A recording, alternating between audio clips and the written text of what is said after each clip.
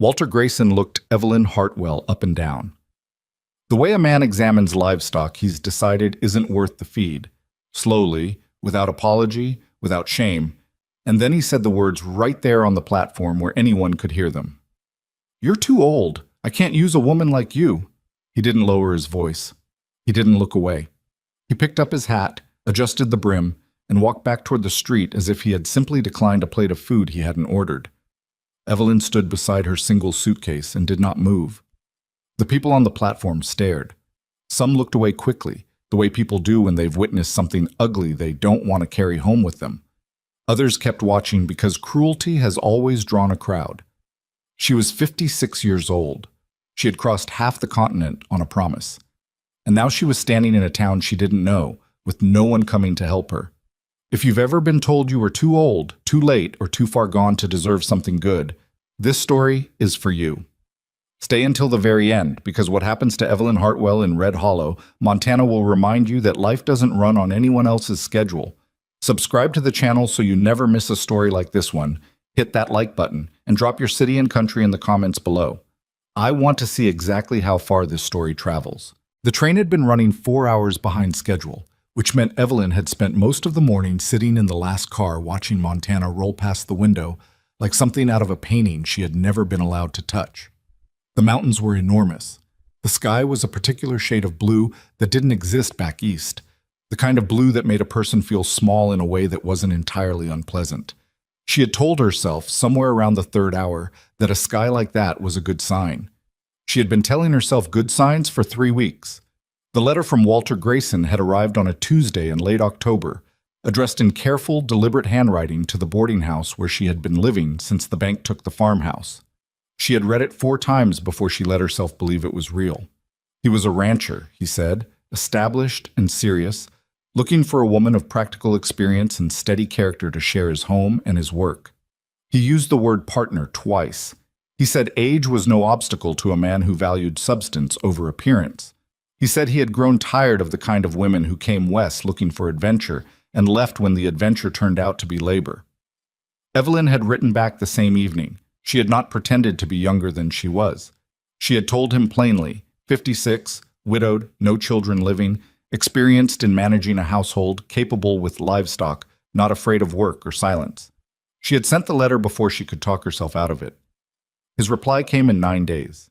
He confirmed the arrangement. He told her to come.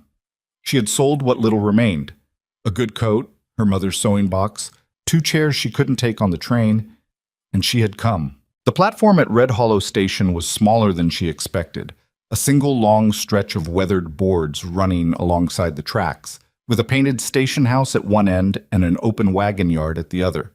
It was cold. November had arrived early in Montana, and the wind came off the mountains with a particular intention, the kind that gets through wool and finds the bones.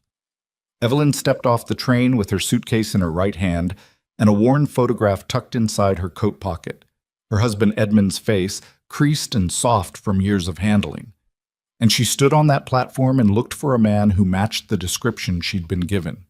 Tall, dark hat, rancher's build. There were several men who fit that description standing on the platform, and none of them were looking at her. She waited. The other passengers collected their things and moved on. The station agent disappeared inside. 2 younger women were met with embraces and laughter and loaded into wagons. A family of 4 crossed the yard without looking back.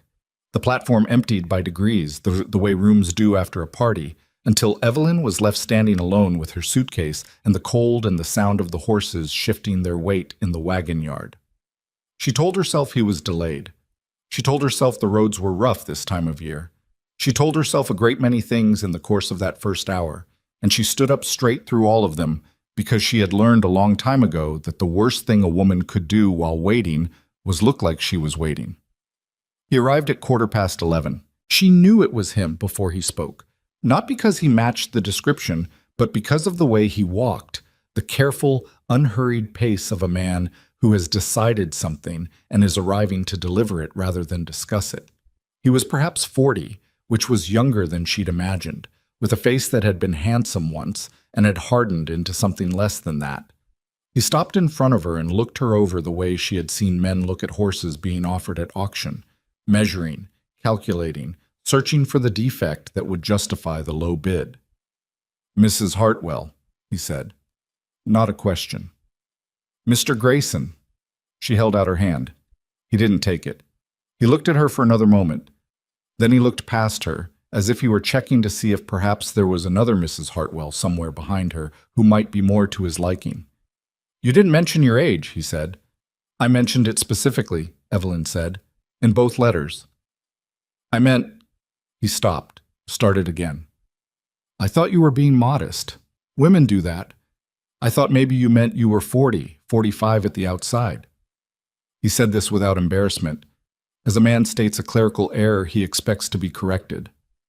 Evelyn said nothing. She had a feeling, a cold, sinking feeling, like stepping through ice, of exactly where this conversation was going, and she was trying to decide whether she could stop it. She could not. "I'm going to be straight with you," Walter Grayson said, and raised his voice slightly, not on purpose exactly, but in the way men do when they want what they're saying to feel official. "I can't take you on. I need someone who can—" He paused, searching for a word that would make this clean. He didn't find one. "Someone younger. Someone who can give me a future, you understand." A woman at the edge of the platform, she had come to meet someone else, some piece of ordinary business, stopped walking. A man loading a crate across the yard put down the crate and watched. The station agent had reappeared in the doorway of the station house, and he was very carefully looking at the ground, which was the posture of a person who is listening. Walter picked up his hat from where he'd been holding it against his side and set it on his head. "I'm sorry for the inconvenience," he said, which was possibly the most dishonest thing he had said in a conversation full of dishonest things. "I'll pay for your ticket back east if you need it. Ask the station agent." Then he walked away. He walked away the same way he had arrived, unhurried, decided. And Evelyn watched him cross the wagon yard and climb into a buckboard and slap the reins against the horse's back and move off down the road without looking behind him once.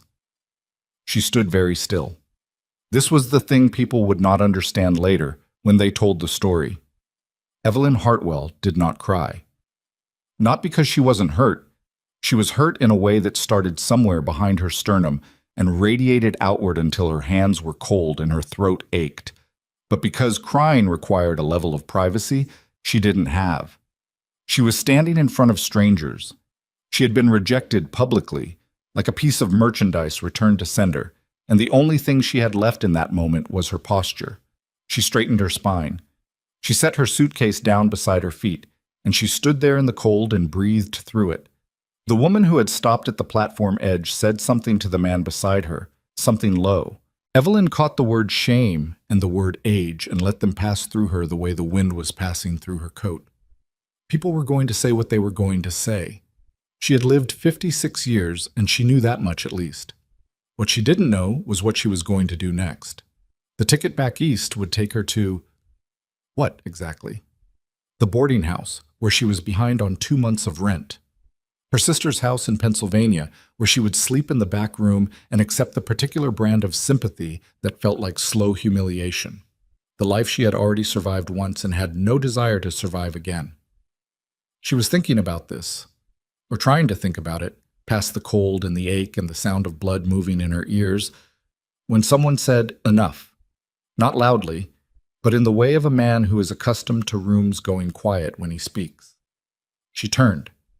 He was standing at the entrance of the station house, and he was not what she would have called a handsome man, not in the conventional sense.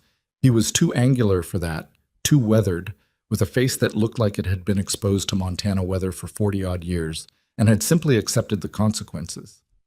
He was tall, broader through the shoulder than Walter Grayson by a considerable measure, and he was looking at the crowd on the platform with an expression that communicated, without any particular drama, that he had seen what had just happened, and he found it beneath contempt. The crowd arranged itself accordingly. He crossed the platform. He didn't rush. He stopped in front of Evelyn, and he looked at her directly, which was notable because most of the people on that platform had been looking at the ground. "Silas Crow," he said. "Evelyn Hartwell," she said. "I know who you are," he said. I saw you get off the train. He paused. I saw what Grayson did. Then you know as much as anyone, she said. He was quiet for a moment, the kind of quiet that isn't uncomfortable, just deliberate, the way a man is quiet when he's deciding whether to say the thing he's thinking. You crossed half this country because a man gave you his word, he said finally. That makes you brave, not foolish. Don't let anyone down here tell you different. She looked at him. She couldn't read him exactly. He wasn't the kind of face that opened easily, but she didn't think he was performing for the crowd. He wasn't speaking loudly. He wasn't making a show. Thank you, she said. That's... She stopped. Thank you. He nodded. Then he said, I've got a proposition for you, if you've got an ear for one. She waited. My ranch house has been running without a housekeeper for 2 years, he said. My wife passed. The house has gone to ruin, which I'll admit frankly because there's no point in pretending otherwise. The men I employ are cattle hands, not housekeepers, and they've done the best they can, which is not much. He looked at her steadily. I'm not offering marriage. I want to be clear about that. I'm offering a position. 3 months with pay and a room of your own and honest work if you want it. At the end of 3 months, you decide whether you want to stay on or go. No obligation either way. The people still lingering at the edge of the platform were listening. She knew that. She also knew that their listening didn't particularly matter. What makes you think I can do the work? She asked. Something in his face shifted. Not quite a smile, but the suggestion of one. You've been standing on this platform for the better part of an hour after being publicly humiliated by a man who doesn't deserve to polish your boots, he said. And you haven't cried, you haven't left, and you haven't said a single uncharitable word that I've heard. That tells me something about what you're made of. She considered this. She thought about the boarding house. She thought about Pennsylvania. She thought about the particular weight of a life lived entirely in other people's back rooms. All right, she said. 3 months. He picked up her suitcase before she could reach for it. She almost objected on principle and then decided it wasn't the moment for it. The wagon was a working wagon, not a fancy one. Scarred wood, a bench seat that had been repaired once and would probably need it again. A team of 2 horses that looked like they'd been chosen for endurance rather than appearance. Evelyn climbed up without assistance, which she suspected Silas noticed. They left Red Hollow Station heading west with the mountains in front of them and the town dropping away behind, and neither of them spoke for several minutes. Then Silas said without looking at her, Have you eaten today? On the train, she said. This morning. That's not today, that's this morning, he said. She almost smiled. I'll manage until supper. There's biscuits in the saddlebag behind the seat, he said. Left from yesterday, but they're not bad. She found them. They were not bad. She ate too and watched the land open up around them, wide and cold and impossibly vast, the kind of country that doesn't care whether you're young or old or brave or frightened, the kind that simply continues. She had not been west before. She had not expected to find it beautiful. After another mile, Silas said, What kind of work did you do? Before. Ran a farm, she said. 12 years with my husband, 4 years after he passed.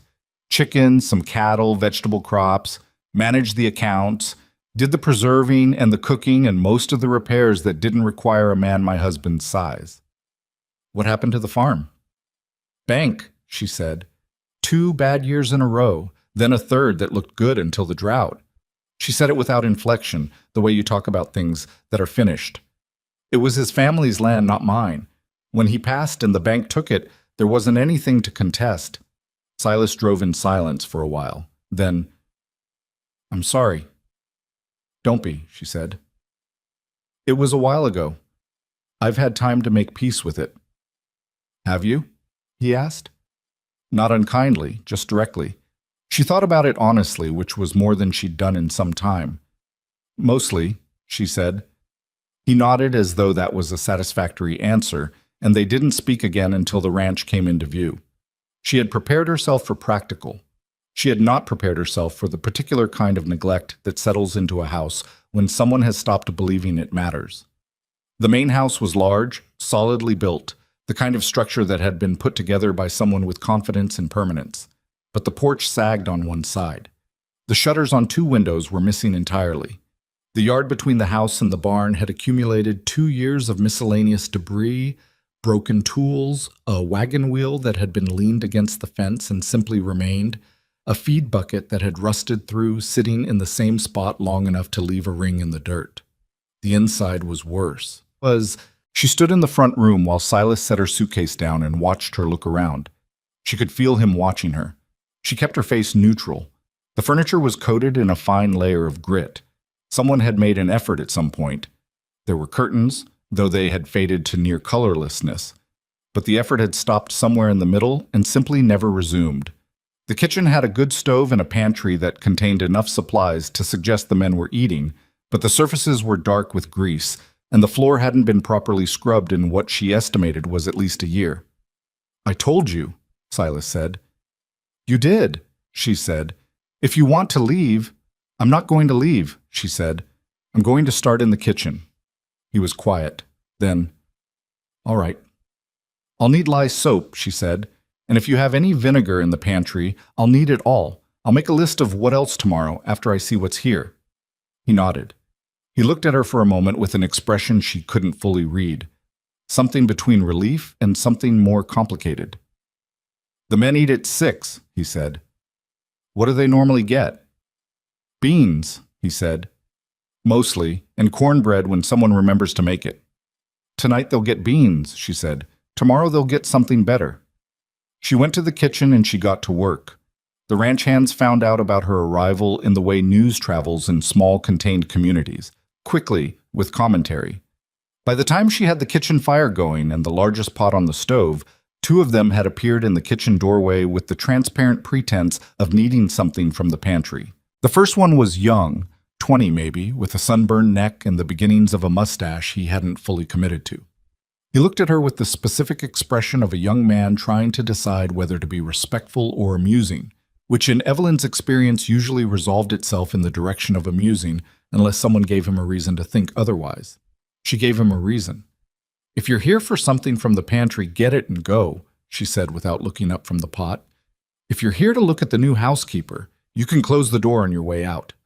He got something from the pantry and left with notable speed. The second one was older, perhaps 40, with a beard that had been maintained at some point in its history and hadn't been since. He stood in the doorway longer, watching her work. "You the woman from the train?" he said. "I expect I'm the only new person here," she said. "Word came out about what Grayson did," he said. "That was low." She stirred the pot. "It's done now." He was quiet a moment. Then, "I'm Holt. I'm the foreman." "Mrs. Hartwell," she said. "I'll have supper ready at 6, if you could pass that along." "Yes, ma'am," he said. And that was that. She fed 8 men at 6 o'clock.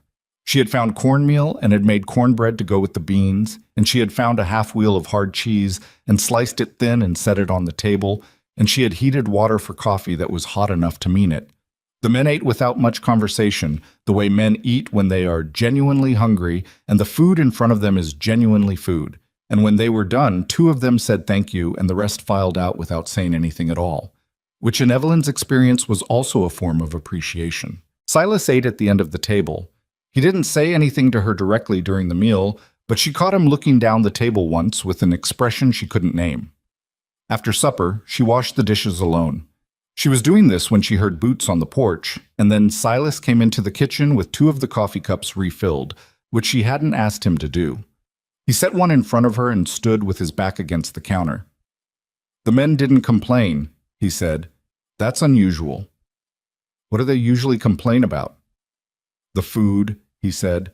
"The coffee. Each other. The food again." She dried her hands on the cloth hanging from the oven rail. "I've been cooking for ranch hands since I was 30, she said. "I know what they want." He drank his coffee.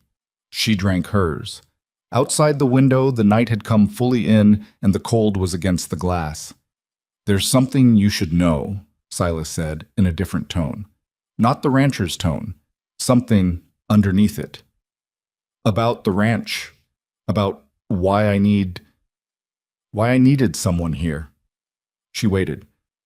"My wife's name was Clara," he said. "She died 4 years ago. Fever. It came fast." He paused. "The house was hers.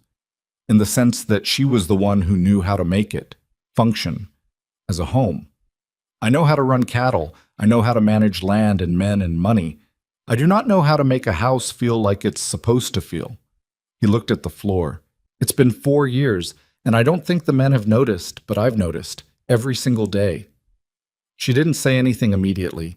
She thought about Edmund, about the particular silence that descends on a house after someone who filled it with sound is gone.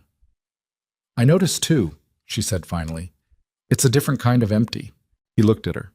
My husband died 6 years ago, she said. Not fast, but gone just the same. They stood in the kitchen with the fire going and the cold outside, and neither of them said anything more. And somehow, that was all right. Later, in the small room at the back of the house that Silas had given her. It had been a storage room, but he'd cleared it out and put a bed and a washstand in it, which she appreciated more than she said. Evelyn sat on the edge of the narrow bed and held Edmund's photograph and thought about the day. She had been publicly rejected by a man she had crossed half a continent to meet. She had been rescued, in a manner of speaking, by a stranger. She had fed 8 men in a filthy kitchen and cleaned it afterward. She had had a conversation with her new employer that felt, unexpectedly, like talking to a person rather than a situation to be managed. She put the photograph on the washstand where she could see it. Well, she said to Edmund's face quietly so no one would hear. This is not what I planned. She looked at the ceiling. But it might be something. She lay down on the bed in her clothes because she was too tired to do otherwise, and she listened to the wind coming off the mountains, and she thought about the sky she had seen from the train window, that particular shade of blue that didn't exist back east, and she thought that a sky like that might be a good sign after all. She was 56 years old. She was in Montana. She had nowhere to go back to and only forward to go. Her last thought, before she slept, was simple. Tomorrow, she would make something better. She was up before the sun, not because anyone had asked her to be, and not because she had slept particularly well.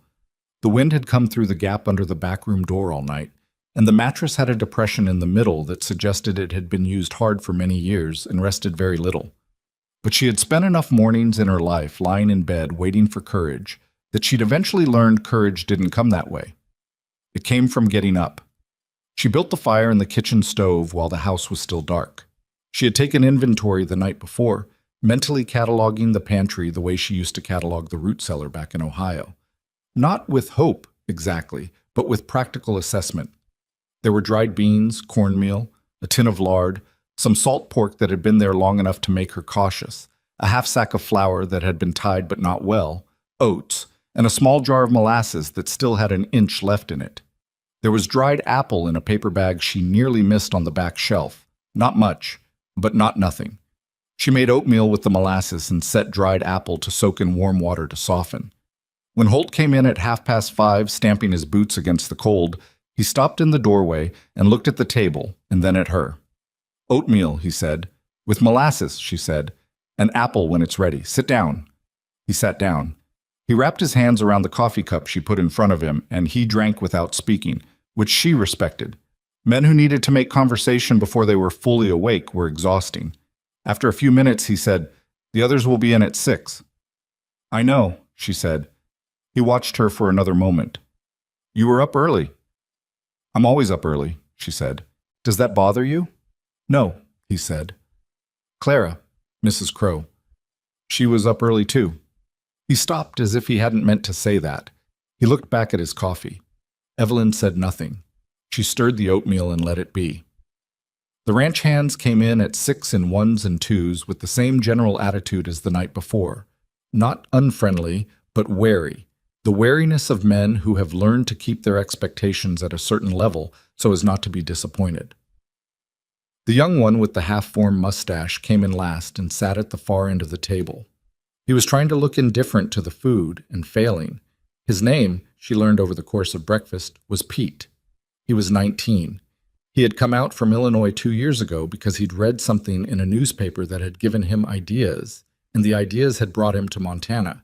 And Montana had been less like the newspaper and more like actual work. He talked more than the others once he got started, which happened around the second cup of coffee.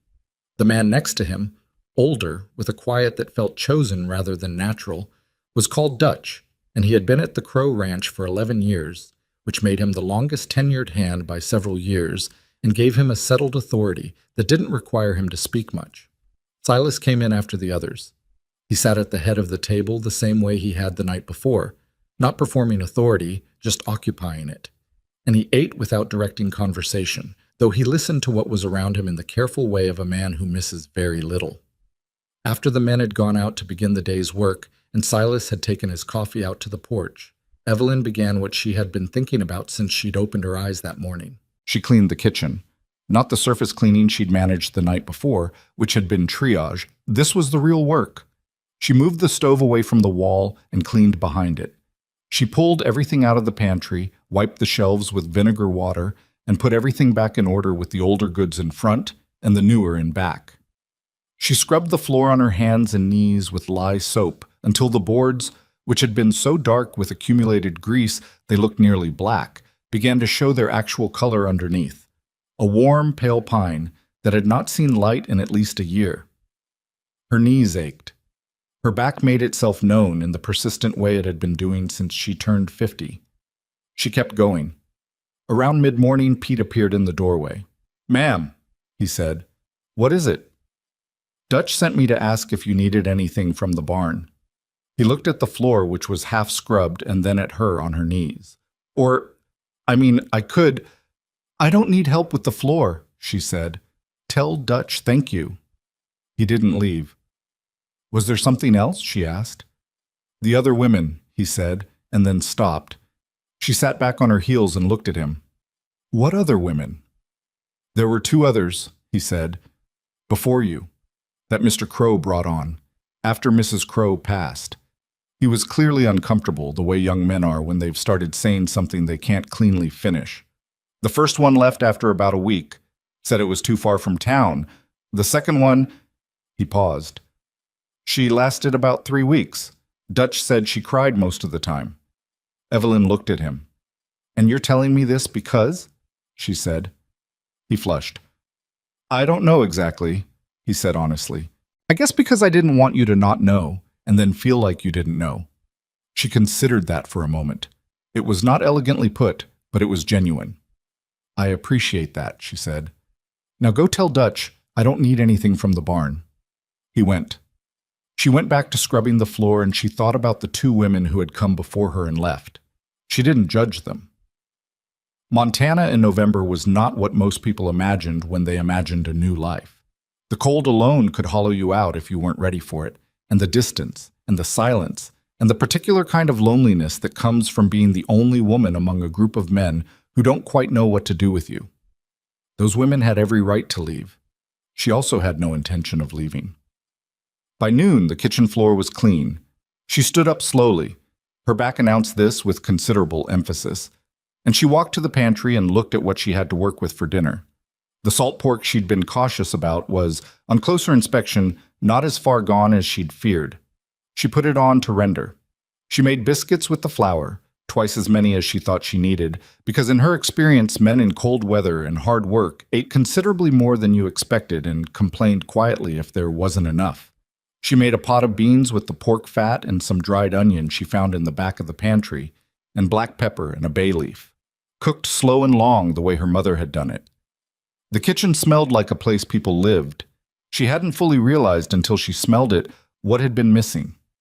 Silas came in around noon for coffee, and he stopped in the kitchen doorway and stood there for a moment without saying anything. "Floor's wet still," she said. "Walk around the side."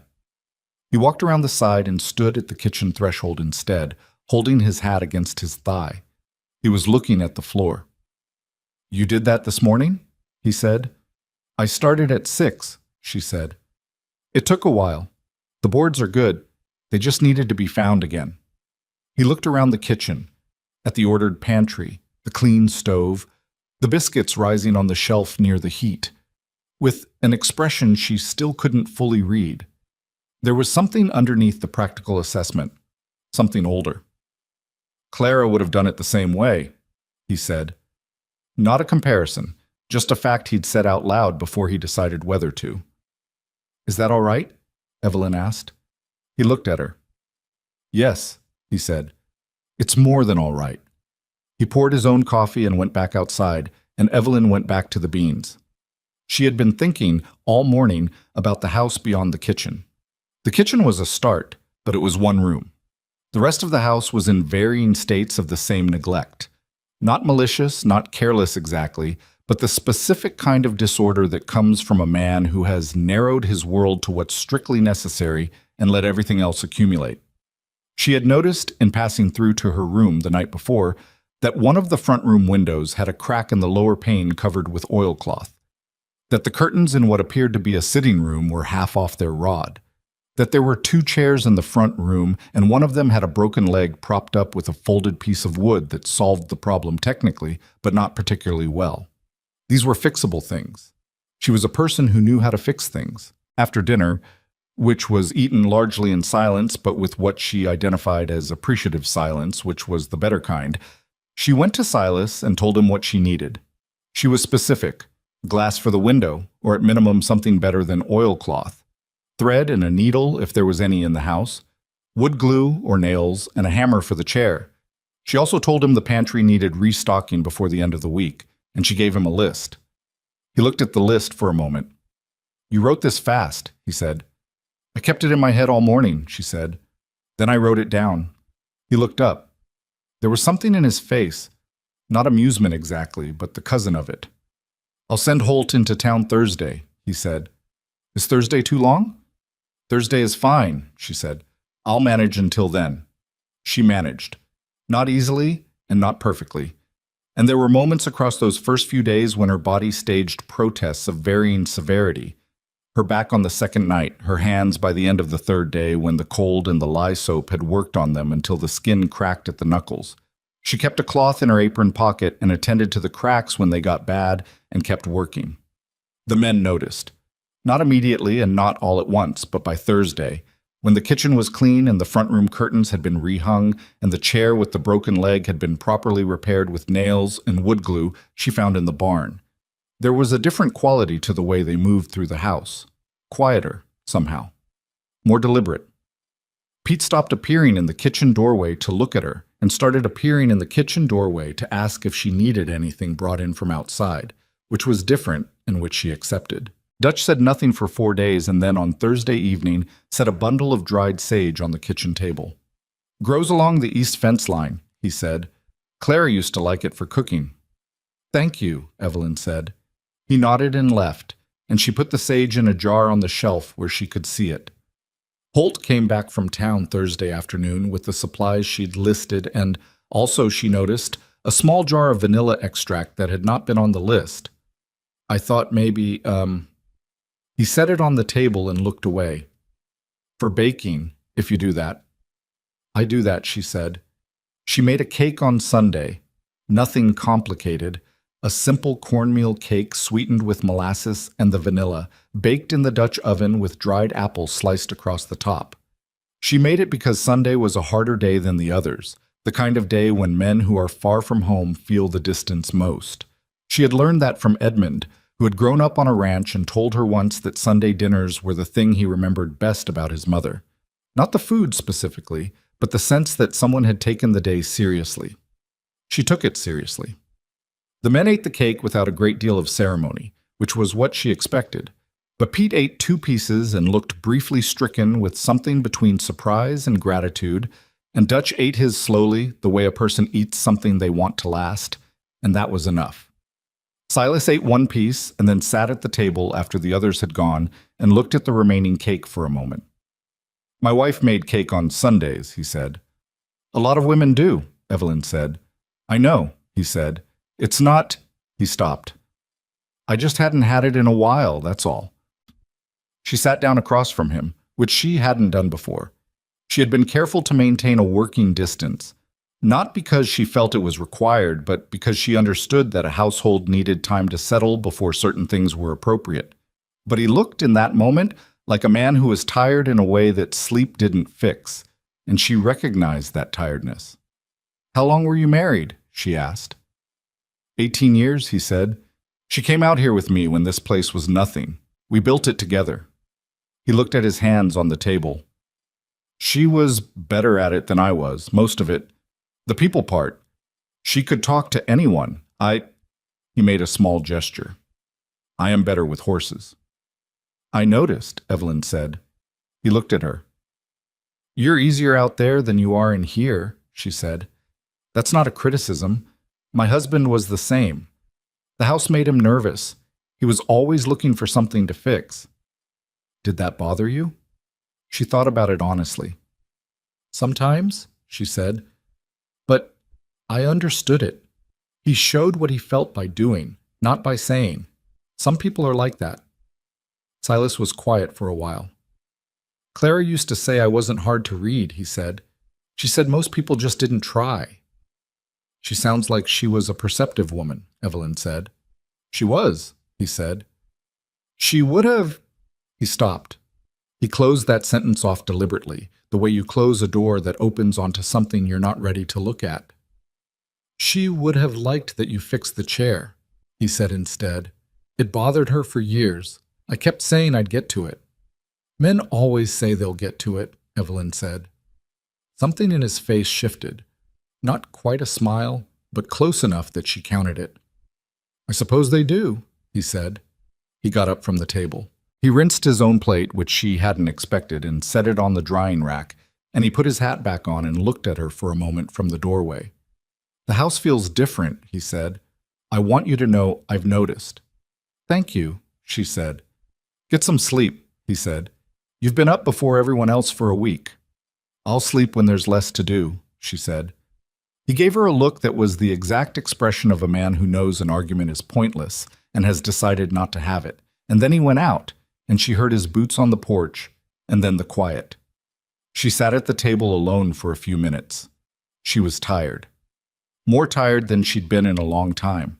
The deep physical tiredness of sustained work, which was actually a better kind of tired than the hollow, purposeless tiredness of months in a boarding house doing nothing in particular. This tiredness had a shape. You could point to what made it. Her hands hurt. She looked at them in the lamplight, the cracked knuckles, the roughened skin, the way the cold had worked into them. Edmund used to hold her hands at the end of hard days and rub some warmth back into them, which was a small thing but one she had thought about with unexpected frequency since he'd been gone. She got up and banked the fire and went to her room. She had, over the past week, made small adjustments to the back room. The gap under the door had been stuffed with a strip of oilcloth she'd cut from the piece that had been on the window. She had a second blanket now. Holt had found it in a trunk and brought it without being asked. She had put Edmund's photograph on the washstand, and she had put the small jar of Dutch's sage beside it, for no reason she could have explained clearly except that it felt right to have something living in the room, even if it was just dried sage. She lay down and looked at the ceiling. The week had been harder than she had let anyone see. Not the physical work. She had expected that, and she was built for it in the particular way of women who have worked all their lives and learned not to flinch from labor. It was the other things. The moments when the loneliness came at unexpected angles, usually in the afternoon, when the house was quiet and the men were out and she could hear the wind. The awareness of how far she was from everything familiar. The knowledge that she was, despite the position and the room and the work, still something temporary, still a woman in a 3-month arrangement with no guarantees about what came after. She had not let herself think past the 3 months. That was a discipline she'd imposed on herself the morning after she arrived, because looking too far forward was its own kind of danger.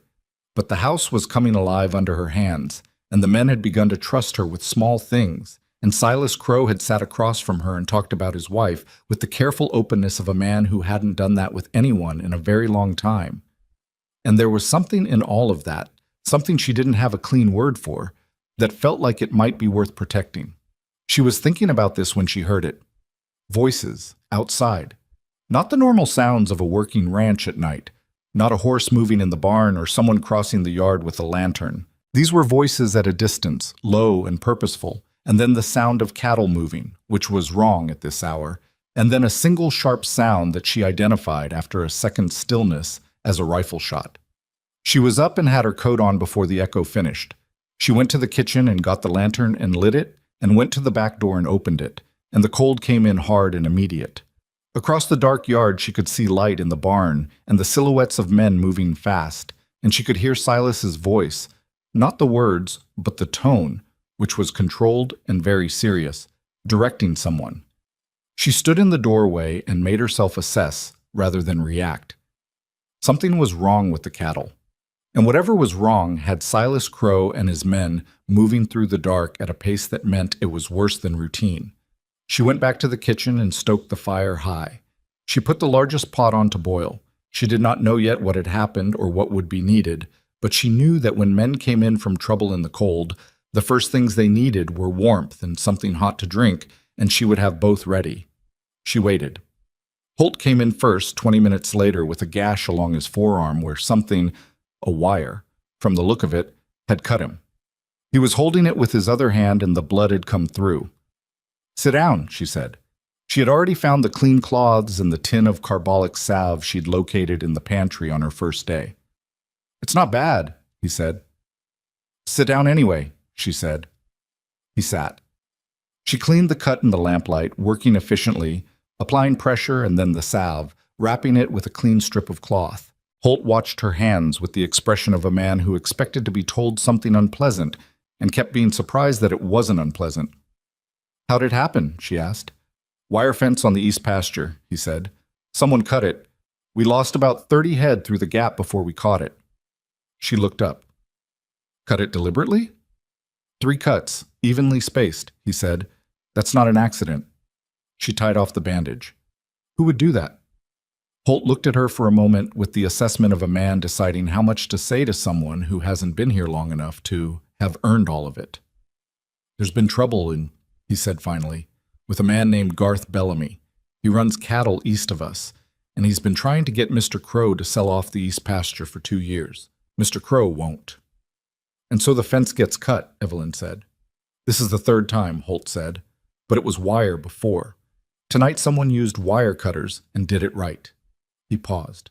"And the shot. That was a warning, aimed high, into the dark." She was quiet for a moment. She looked at the bandage on his arm.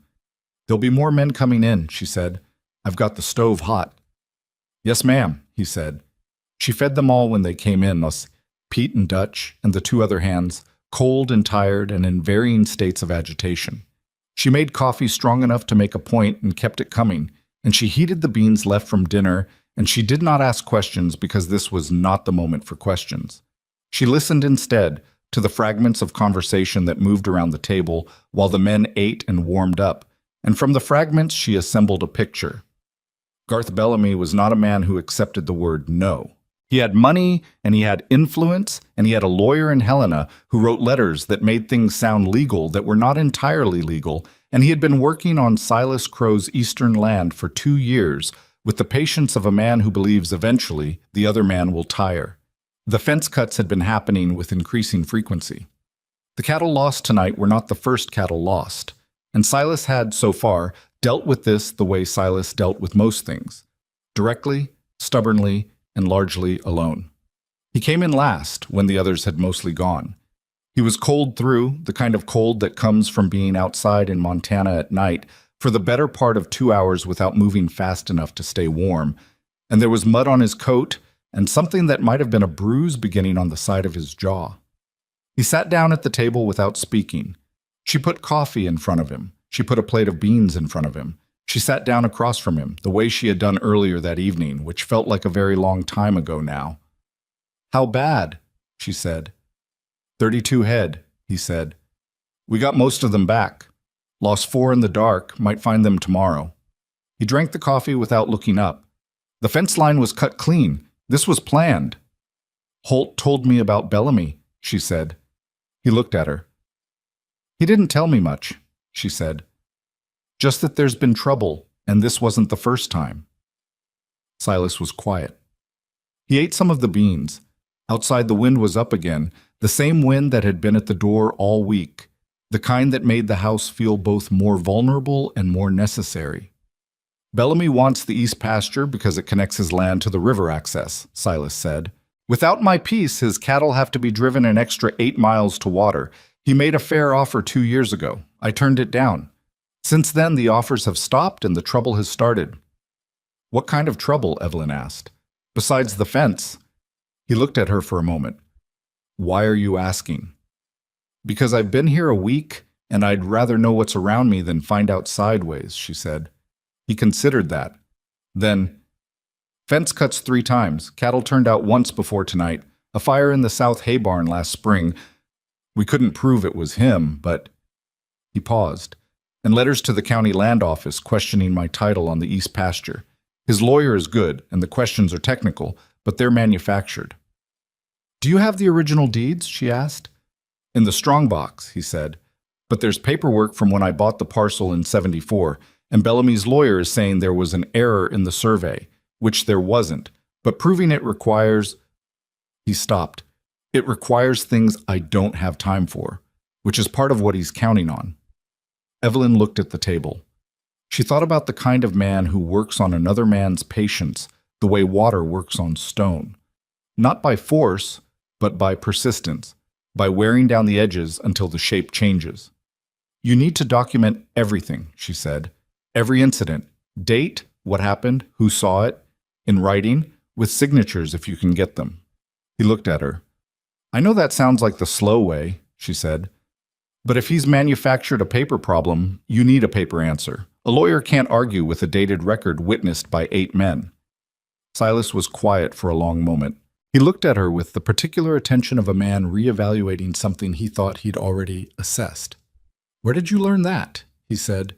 My husband had a property dispute with a neighbor for 3 years, she said. We lost the first round because we didn't have documentation. We won the second because we did. She paused. It's not a frontier skill. It's just a practical one. He looked at her for another long moment. All right, he said. She got up and cleared the plate and the cup.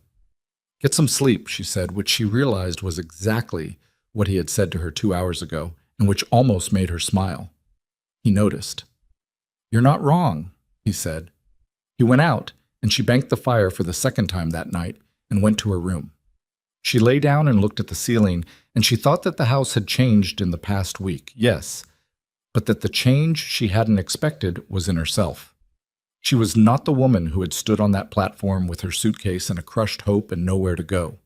She was not the woman from the boarding house, or the woman from the farm, or any of the women she had been in the sequence of losses that had brought her here. She was, for the first time in a long time, the woman who had an idea that might actually help. She held on to that thought the way you hold on to something in the dark when the wind is up and the cold is against the walls. It was enough to sleep on. She started the incident log the morning after the fence cutting. She found a ledger book in the bottom drawer of the desk in Silas's front office, a room she had not entered before, which felt like someone else's territory, which it was. She knocked on the open door and waited until he looked up. I need a ledger, she said, or a blank journal. Something with pages. He looked at her. What for? The documentation, she said. We talked about it last night. He was quiet for a moment. He looked at the ledger in his own hands, ranch accounts from the look of it, and then at the drawer, and then he pulled the bottom drawer open and took out the book she'd already spotted and put it on the edge of the desk. That one's empty, he said. Thank you, she said. She took it to the kitchen table where the morning light was best, and she opened to the first page and wrote the date of the first fence cutting she knew of, which Holt had told her was August of that year, and the number of cattle turned out, and the names of the men who witnessed it. She wrote it in the plain, factual style her husband had taught her during their own property dispute.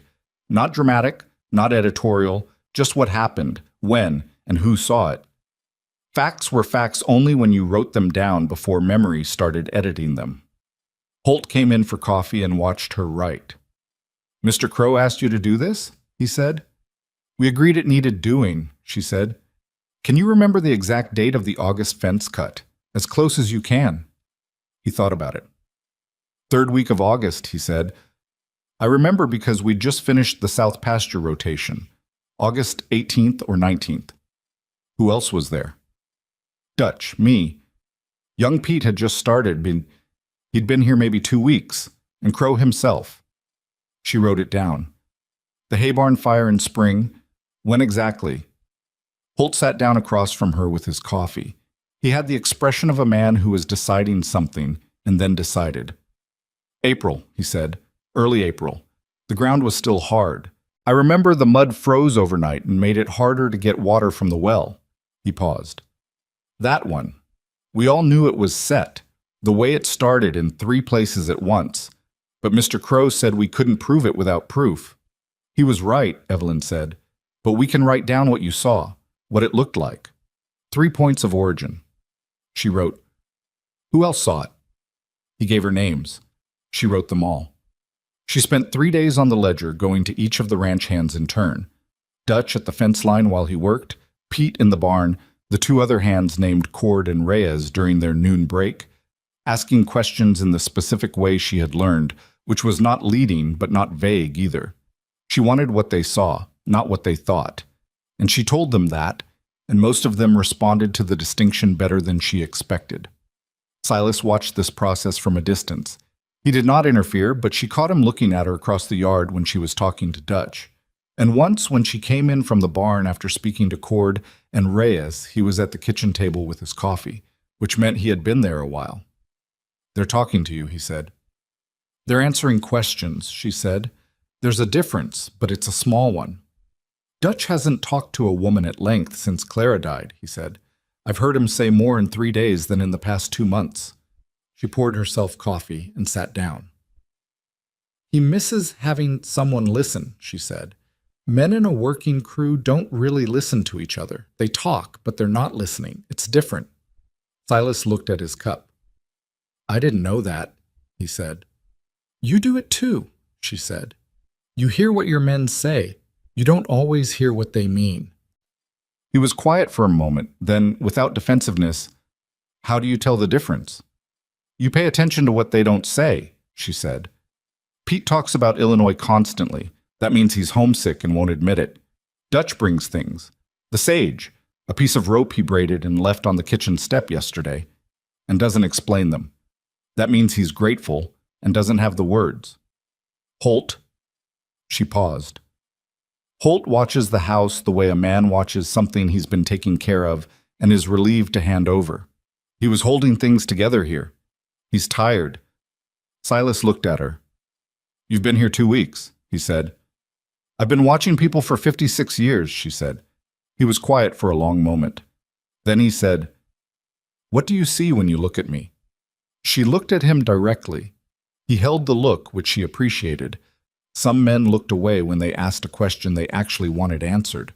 "A man who is used to solving problems with his hands and his will," she said. "Who is afraid that those tools aren't going to be enough for the problem he has now, and who doesn't want anyone to see that he's afraid?" The silence between them had weight, not uncomfortable weight, the weight of a thing said that can't be unsaid, which is different. "That's accurate," he said finally. "I know," she said. She finished the ledger on a Thursday, 14 days after she'd arrived in Red Hollow. By that point, it contained 8 documented incidents going back 18 months, each with dates, witnesses, descriptions of damage, and her own plain language assessment of what the documentation showed. She wasn't a lawyer, but she had been married to a careful man and had watched a careful lawyer win a case on paper, and she understood the basic principle. You couldn't argue with a consistent record signed by credible witnesses. She put the ledger on Silas's desk that evening after supper. He picked it up and read through it. He was quiet the whole time he was reading. She stood at the window and watched the dark yard and waited. "This is thorough," he said. "It needs a lawyer," she said. "Someone in Helena who can look at what Bellamy's people filed on the survey and answer it specifically. But this," she pointed at the ledger, "this gives him something to work with, a pattern of harassment with witnesses. That's different from a rancher complaining about a neighbor." He turned a page. He read. He turned another. "Evelyn," he said. She looked at him. "Why are you doing this?" he said. "You were hired to manage the house."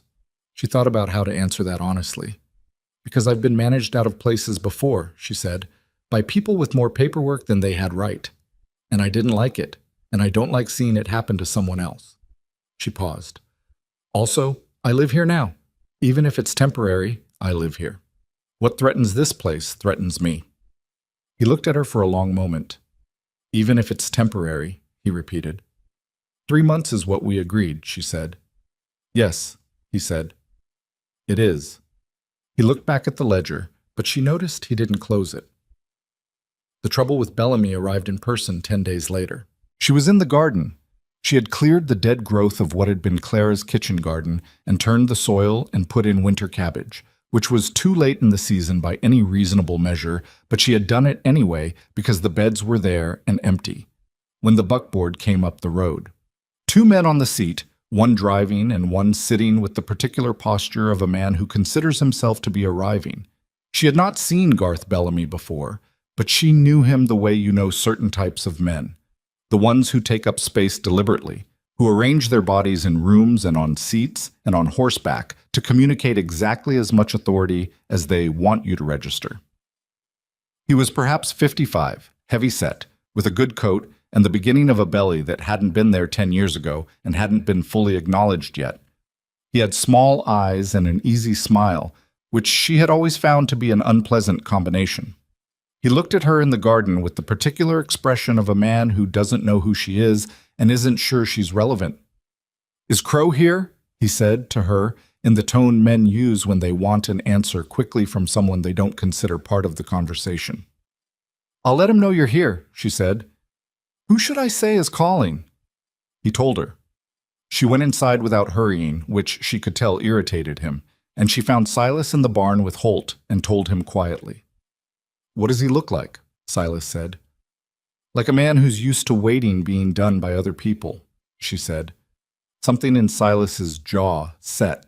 He handed Holt the piece of equipment they'd been working on and went out, and Evelyn went back to the garden and stayed there because she wanted to hear and because the garden was a reasonable place to be.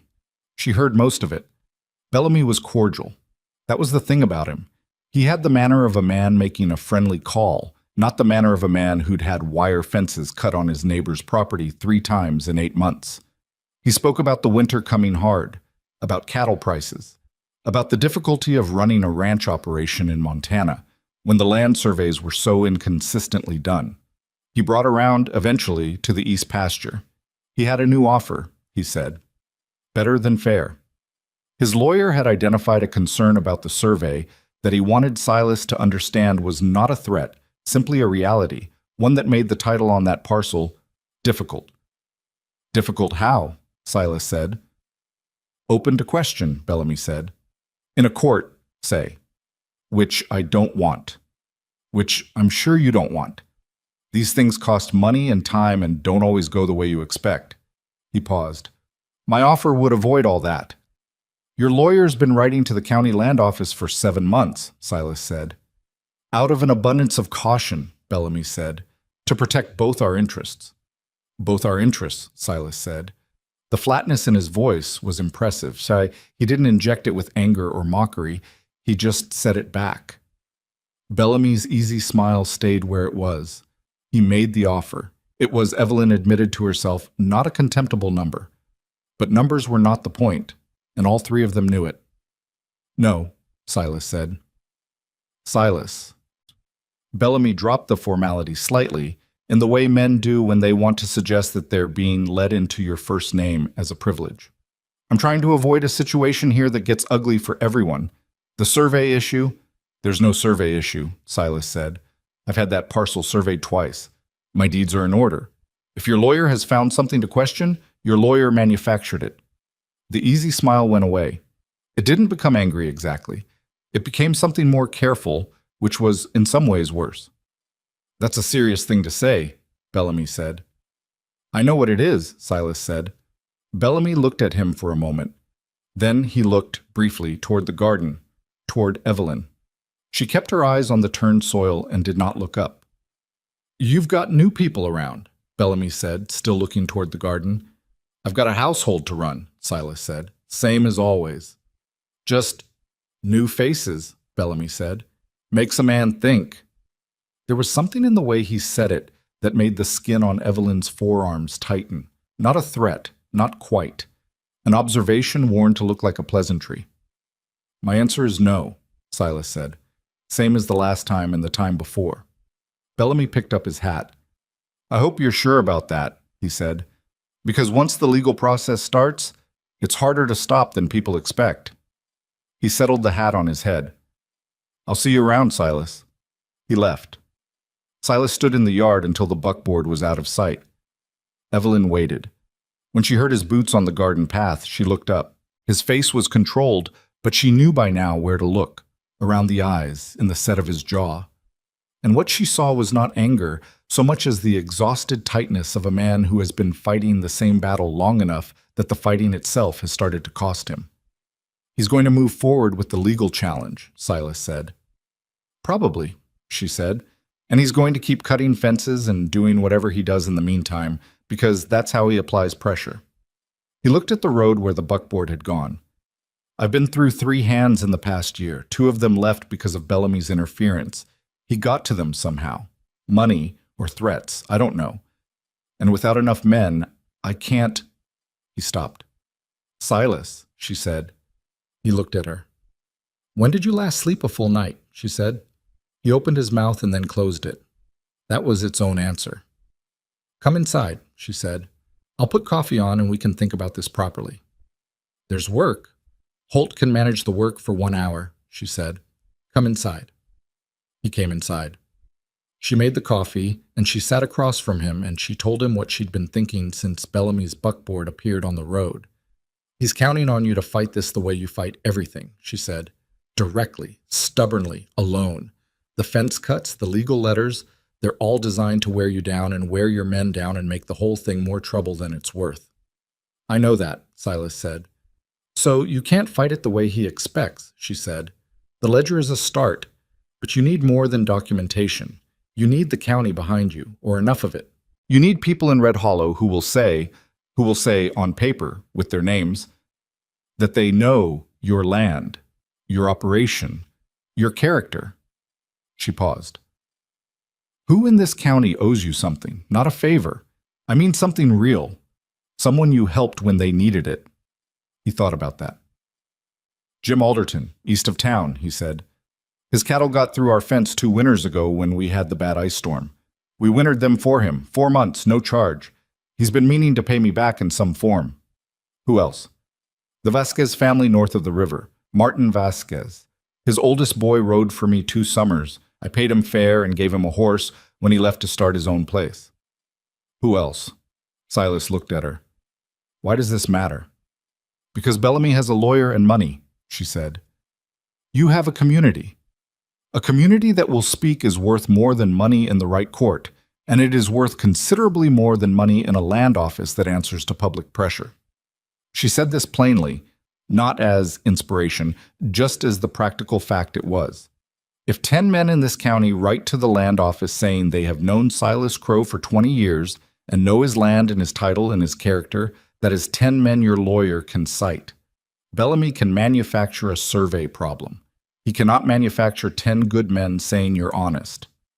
Silas was quiet for a long time. You thought about this before today, he said. Since the first night, she said. Since Holt told me what Bellamy was doing. He looked at his coffee. He was working through something. She could see it, the internal shifting of a man who has been facing something alone and is trying to decide whether to allow help. I don't ask for favors easily, he said. I know, she said. But this isn't a favor. This is people standing up for something true. That's different. She held his look. Let me help. He was quiet for a moment longer. Then, all right. She rode into Red Hollow with Holt the following Wednesday. It was her first time in town since she'd arrived, and she looked at it with different eyes than she'd had standing on the station platform 6 weeks ago. Not the eyes of a woman stranded, but the eyes of a woman who needed to understand the place she was operating in. Red Hollow was not a large town. 1 main street, a general store, a land office, a bank, a courthouse the size of a generous parlor, 2 saloons, a church she did not enter. But she had learned in the years of her marriage that small towns ran on relationships the way machinery ran on grease, and that the relationships were already there if you knew how to look. She started at the general store. The owner was a man named August Cole, thin and precise, with the particular wariness of a merchant who has learned that everyone who comes through his door wants something. He thawed slightly when she introduced herself, Silas Crow's housekeeper, just arrived in November, and considerably more when she placed a supply order larger than he'd seen from the Crow Ranch in 2 years, which Silas had authorized, because he understood what she was doing, even if he found it difficult to do himself. She talked to August Cole for 30 minutes. She talked about the ranch, about the winter coming in, about what she'd found when she arrived and what she'd done with it. She talked about Silas, not sentimentally, but specifically, the way you talk about a man's actual qualities rather than the ones you want him to have. She talked about what he had built in this valley over 20 years, and she talked about the fence cuts, matter-of-factly, without melodrama, the way she would have discussed a crop failure or a flooding season. August Cole, she had already established through careful inquiry, did not like Garth Bellamy. Bellamy had tried to put pressure on his grain pricing twice in the past 3 years, and while Cole was too careful to say this, she had enough information to work around it. "It's a hard thing," she said, at the natural opening in the conversation, "to build something for 20 years and have a man with a lawyer try to take it on paper. The land is his. Anyone who knows this valley knows that." Cole was quiet for a moment. "It is his," he said. "I wonder," she said carefully, "whether a man like Silas, who isn't the type to ask, whether it would mean something to him to know that the people in this town, people who've done business with him for 20 years, would say so. In writing, if it came to that." Cole looked at her with the reassessment she was becoming familiar with, the look that said he had expected something simple and received something more considered. "I'd say so," he said. "If it came to that." "I'll tell him," she said. "He won't ask himself. But I think he'd be glad to know it." She had 4 conversations of that kind over the course of the morning. Each was different. Martin Vasquez was warm and immediate, the kind of man who expressed loyalty through action and was clearly relieved to have a specific way to show it. Jim Alderton was slower and more careful, but arrived at the same place. The town clerk, a woman named Mrs. Hargrove, who had been at her desk in the courthouse for 16 years, and had seen the land office filings in question and had opinions about them she was not supposed to express. Expressed them anyway to Evelyn over a cup of tea in a way that gave Evelyn 3 pieces of information she had not had before. She got back to the wagon at noon and found Holt where she'd left him, having apparently spent the morning in conversation with the blacksmith. "Ready?" he said. "Ready?" she said. On the way back, Holt drove in silence for a while, the way he did when he was working something out. Then he said, "What exactly did you do in there all morning?" "Talk to people," she said. "About what?" "About the ranch," she said. "About Silas. About what people in this valley know to be true." She paused. "About how truth is most useful when it's spoken out loud." Holt considered this. "You think it'll matter?" "I think Bellamy is counting on Silas being isolated," she said. "I think the best thing we can do is make sure he's not." She was in the kitchen starting supper when Silas came back from the south pasture. He came directly to the kitchen, which told her he'd seen Holt and knew she was back. He stood in the doorway with his coat still on. "How'd it go?" he said. "August Cole will write a letter," she said. "Martin Vasquez will do more than that. He said he'd go to Helena himself if it came to a hearing. Jim Alderton will write and get his brother-in-law to write, who's on the county board of assessment." She turned from the stove.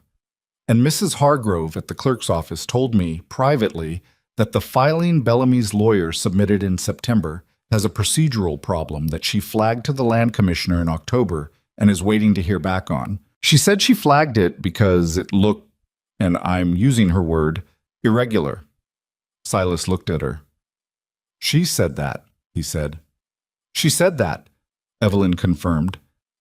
"So your lawyer needs to get to Helena and find out what happened with that flag before Bellamy's lawyer does." He was still looking at her with the expression she recognized now, the one that was not quite surprise, because surprise implied he hadn't seen it coming, and she thought by now he had stopped being surprised by her, but he hadn't stopped being impressed, which was different. "Evelyn," he said. "I know," she said. "The beans are almost done. Wash up." He almost smiled. "Yes, ma'am," he said. He came back 10 minutes later, washed, coat off, and sat at the table while she finished supper, and for a while the kitchen was just the sound of the stove and the smell of beans and the last winter light coming through the window, and it was comfortable in the way of 2 people who have learned each other's silences. Then Silas said quietly, "I want you to know I'm aware of what you've done here." She didn't stop what she was doing. "You don't need to—" "I do," he said. The house, the men, the ledger. Today. He paused.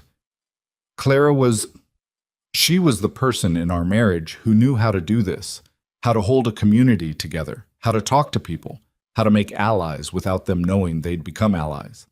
He said this not with grief exactly, but with the particular ache of someone describing a quality they have spent years trying to replace with something else and couldn't. I thought that was just her specifically. It might have been, Evelyn said. I'm a different person. I do it differently. I know, he said. I'm not saying you're her. I'm saying, he stopped. Found it. I'm saying I see you, what you're doing. I don't want it to go unseen. She turned around. He was looking at her with the direct, careful look she had come to recognize as the truest expression on his face, the one he reserved for things that actually mattered. Thank you, she said. That means something. They ate supper. The men came in and ate and went out.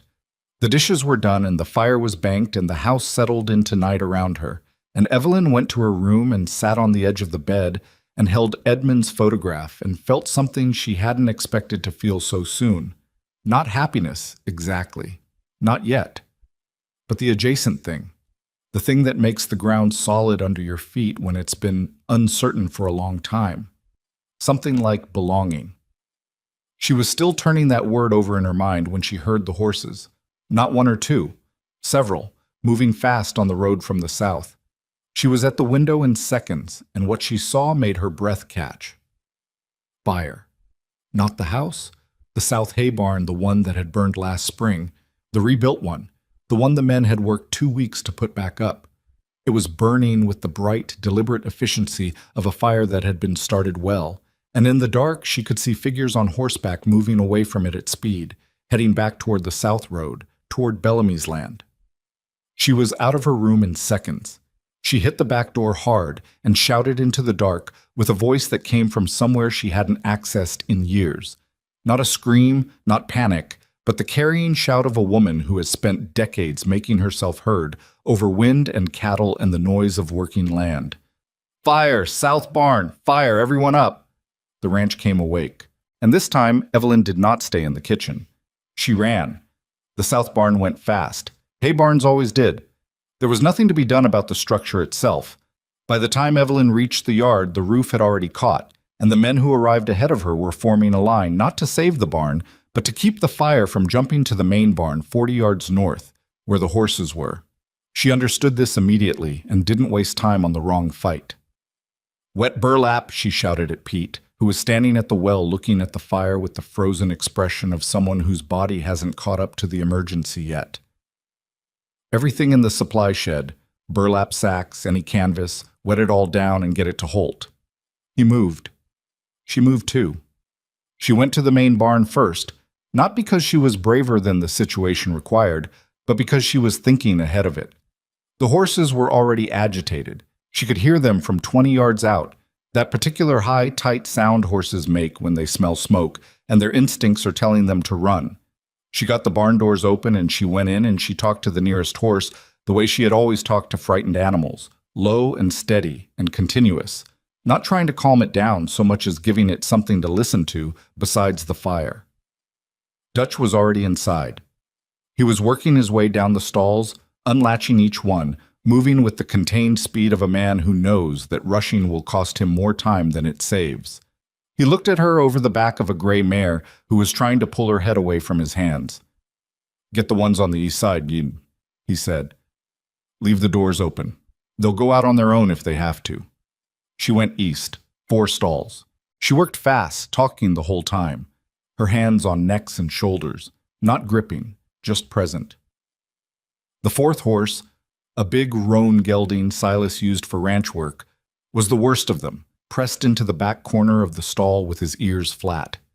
She spent 45 seconds on him that felt like 4 minutes, just her hand on his neck and her voice, until something in him shifted and he let himself be moved. She got him out. By the time she emerged from the barn, the fire line had been established. The men were doing what men who know their land do in a crisis. Not heroically, not smoothly, but effectively, with the rough competence of people who've handled bad things before and know that bad things require work, not inspiration. Holt had the wet burlap operation organized. Cord and Reyes were on the north face of the burning barn, beating back sparks with wet sacking. Pete had found a second bucket line from somewhere and was running it with more efficiency than she'd credited him for. Silas was at the center of it. He had been out here before her. She didn't know how, unless he slept lighter than she did. And he was everywhere at once in the way of a man who knows every inch of his land and every one of his men, directing without shouting, appearing where he was needed and moving on. She watched him for a moment from across the yard and thought, this is what he looks like when he's in his element. Not the man at the kitchen table with coffee and exhaustion. This man. The south barn burned for 2 hours. When it was down to embers and the danger of spread had passed, the men stood around it in the dark with the particular silence of people looking at something they built that's been taken from them. Nobody spoke for a while. The embers popped and settled. The smoke moved north on the wind. Silas stood at the edge of the burned footprint and looked at it for a long time. Evelyn came to stand beside him. She didn't say anything. Some moments didn't need words, and adding them would have been a kind of damage. After a while, he said quietly, "Second time." "I know," she said. "I watched those men put that barn up board by board," he said. 2 weeks of work." He paused. "I can build it again. That's not the point." "I know," she said. "The point is he thinks he can keep doing this until you break." "Can he?" Silas said. She looked at him. He was not asking rhetorically. He was genuinely tired. She could see it now in the firelight, in the set of his shoulders, in the particular flatness of a man who has been absorbing blows for long enough that the absorption itself has become the effort. "No," she said, "but only if we move faster than he does." He looked at her. "Riders," she said. "Tonight, if you have men to spare, to Vasquez and to Alderton. Not for letters, for witnesses. I want people who can say they saw the fire and saw the direction those riders came from and went to." She kept her voice low and even. "And I want to go back to the ledger tonight, right now, and add this while everyone's memory is fresh." "It's past midnight," he said. "I know what time it is," she said. He looked at the embers for another moment. Then he made a sound that was not quite a laugh, but was the dry, exhausted cousin of one. "All right," he said. "Pete and Reyes can ride. They're youngest." "Send Dutch with one of them," she said. "He carries more authority." Silas looked at her sideways. "You've figured out my men better than I have." "You've been too busy to look," she said. "That's not a criticism. You've been holding this place together alone. It takes everything you have." He didn't argue with that. She was at the kitchen table with the ledger at 12:30, writing by lamplight. Silas sat across from her with coffee neither of them needed at this hour and gave her the account of the fire in the careful, factual way she had taught him. When he first heard it, what he saw when he came out, the direction of the riders, their approximate number, the speed and direction of their departure. She wrote it all down. She dated it. She noted the witness list. Herself, Holt, Dutch, Pete, Cord, Reyes, Silas. 8 witnesses, she said, without looking up. "Is that enough?" "For the ledger, yes," she said. "For a court, we'd want more. But for the land commissioner and for your lawyer, 8 witnesses saying the same thing in writing is something Bellamy's lawyer will have a very hard time explaining away." She finished the entry and set down the pen. "You need to write to your lawyer tomorrow morning. Tonight, technically. First thing." "I don't have a lawyer in Helena," he said. She looked up. "You said—" "I said I needed one," he said. "I haven't gotten to it." She looked at him. He looked back at her with the expression of a man who knows he's about to be told something he already knows. "Silas," she said, "this man has been working against you for 2 years with a lawyer. You've been working against him alone." "I know," he said. "That ends tomorrow," she said. "I'll help you write the letter tonight. We'll send it with Pete in the morning. He can make Helena in 2 days if he pushes." "You do that," he said, meaning write the letter. "I'll draft it, and you'll read it and correct whatever I've got wrong," she said. "It's your land and your case, but 2 people thinking is better than 1 when you're tired." He was quiet, then, My father would have hated that. What? Asking for help, he said. He thought it was a sign of weakness. He came out here in 1849 with $40 and a horse, and he built everything from nothing, and he believed a man who needed help deserved what he got. He said it without bitterness, just with the particular flatness of a belief you've inherited and spent years deciding whether to keep. I think I've been running on that for 20 years. How's it working? Evelyn said. He almost smiled. Not well, recently. Your father wasn't wrong that a man should be able to stand on his own, she said. But standing on your own doesn't mean standing alone. It means being the kind of person other people are willing to stand with. You've spent 20 years building that, whether you know it or not. He looked at her with the look, the direct, careful, this matters look. Where'd you learn to talk like that? He said. From 56 years of being the person nobody thought to ask, she said. They wrote the letter together at the kitchen table, the lamp burning low between them, the house quiet around them, the smell of smoke still in their clothes. It took an hour and 3 drafts because Silas was precise about language in the way of a man who grew up mistrusting words that promised more than they delivered. And Evelyn had to balance his precision against the need for the letter to be persuasive rather than merely accurate. They argued about 2 sentences. She won one. He won one. The final letter was better than either version. Pete left at first light with the letter and $5 for expenses and instructions to come back with a response or a timeline, whichever the lawyer could provide first. Silas watched him ride out from the porch. Evelyn stood beside him with coffee.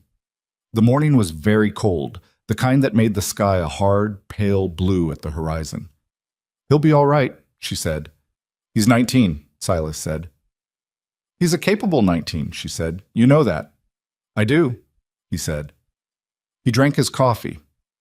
He was quiet for a while with the particular quiet of a man who is on the other side of a sleepless night and hasn't fully arrived at the new day yet. Then he said, You've been here 2 months. 8 weeks and 2 days, she said. The 3-month arrangement, he said. It ends in less than 4 weeks. She said nothing.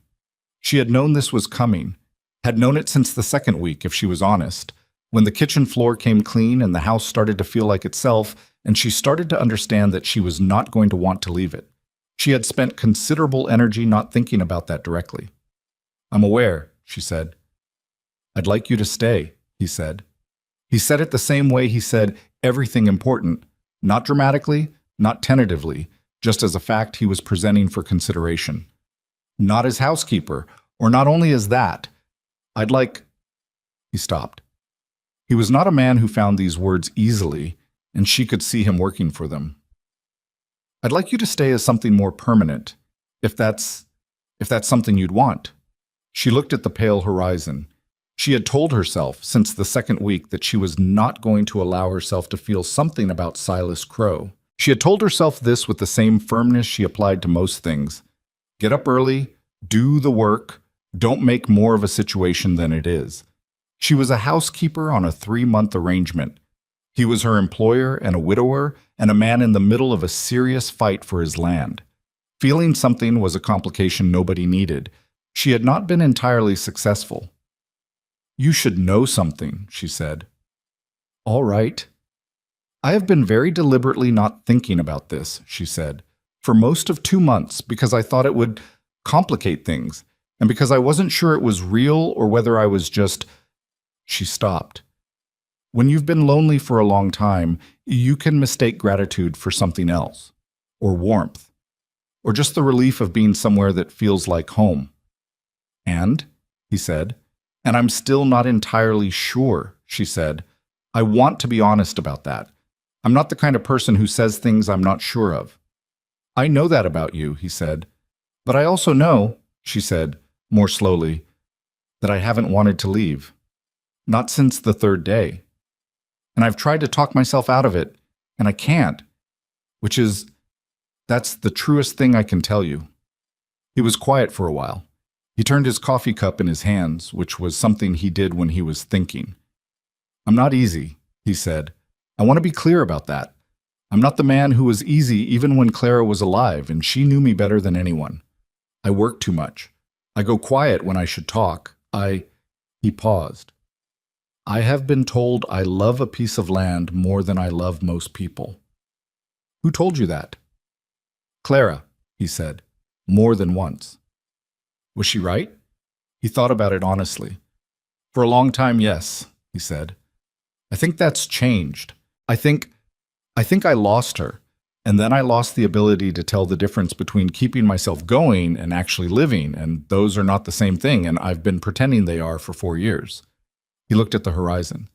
You walk into a house and you see what's there, not what you want to be there, what's actually there.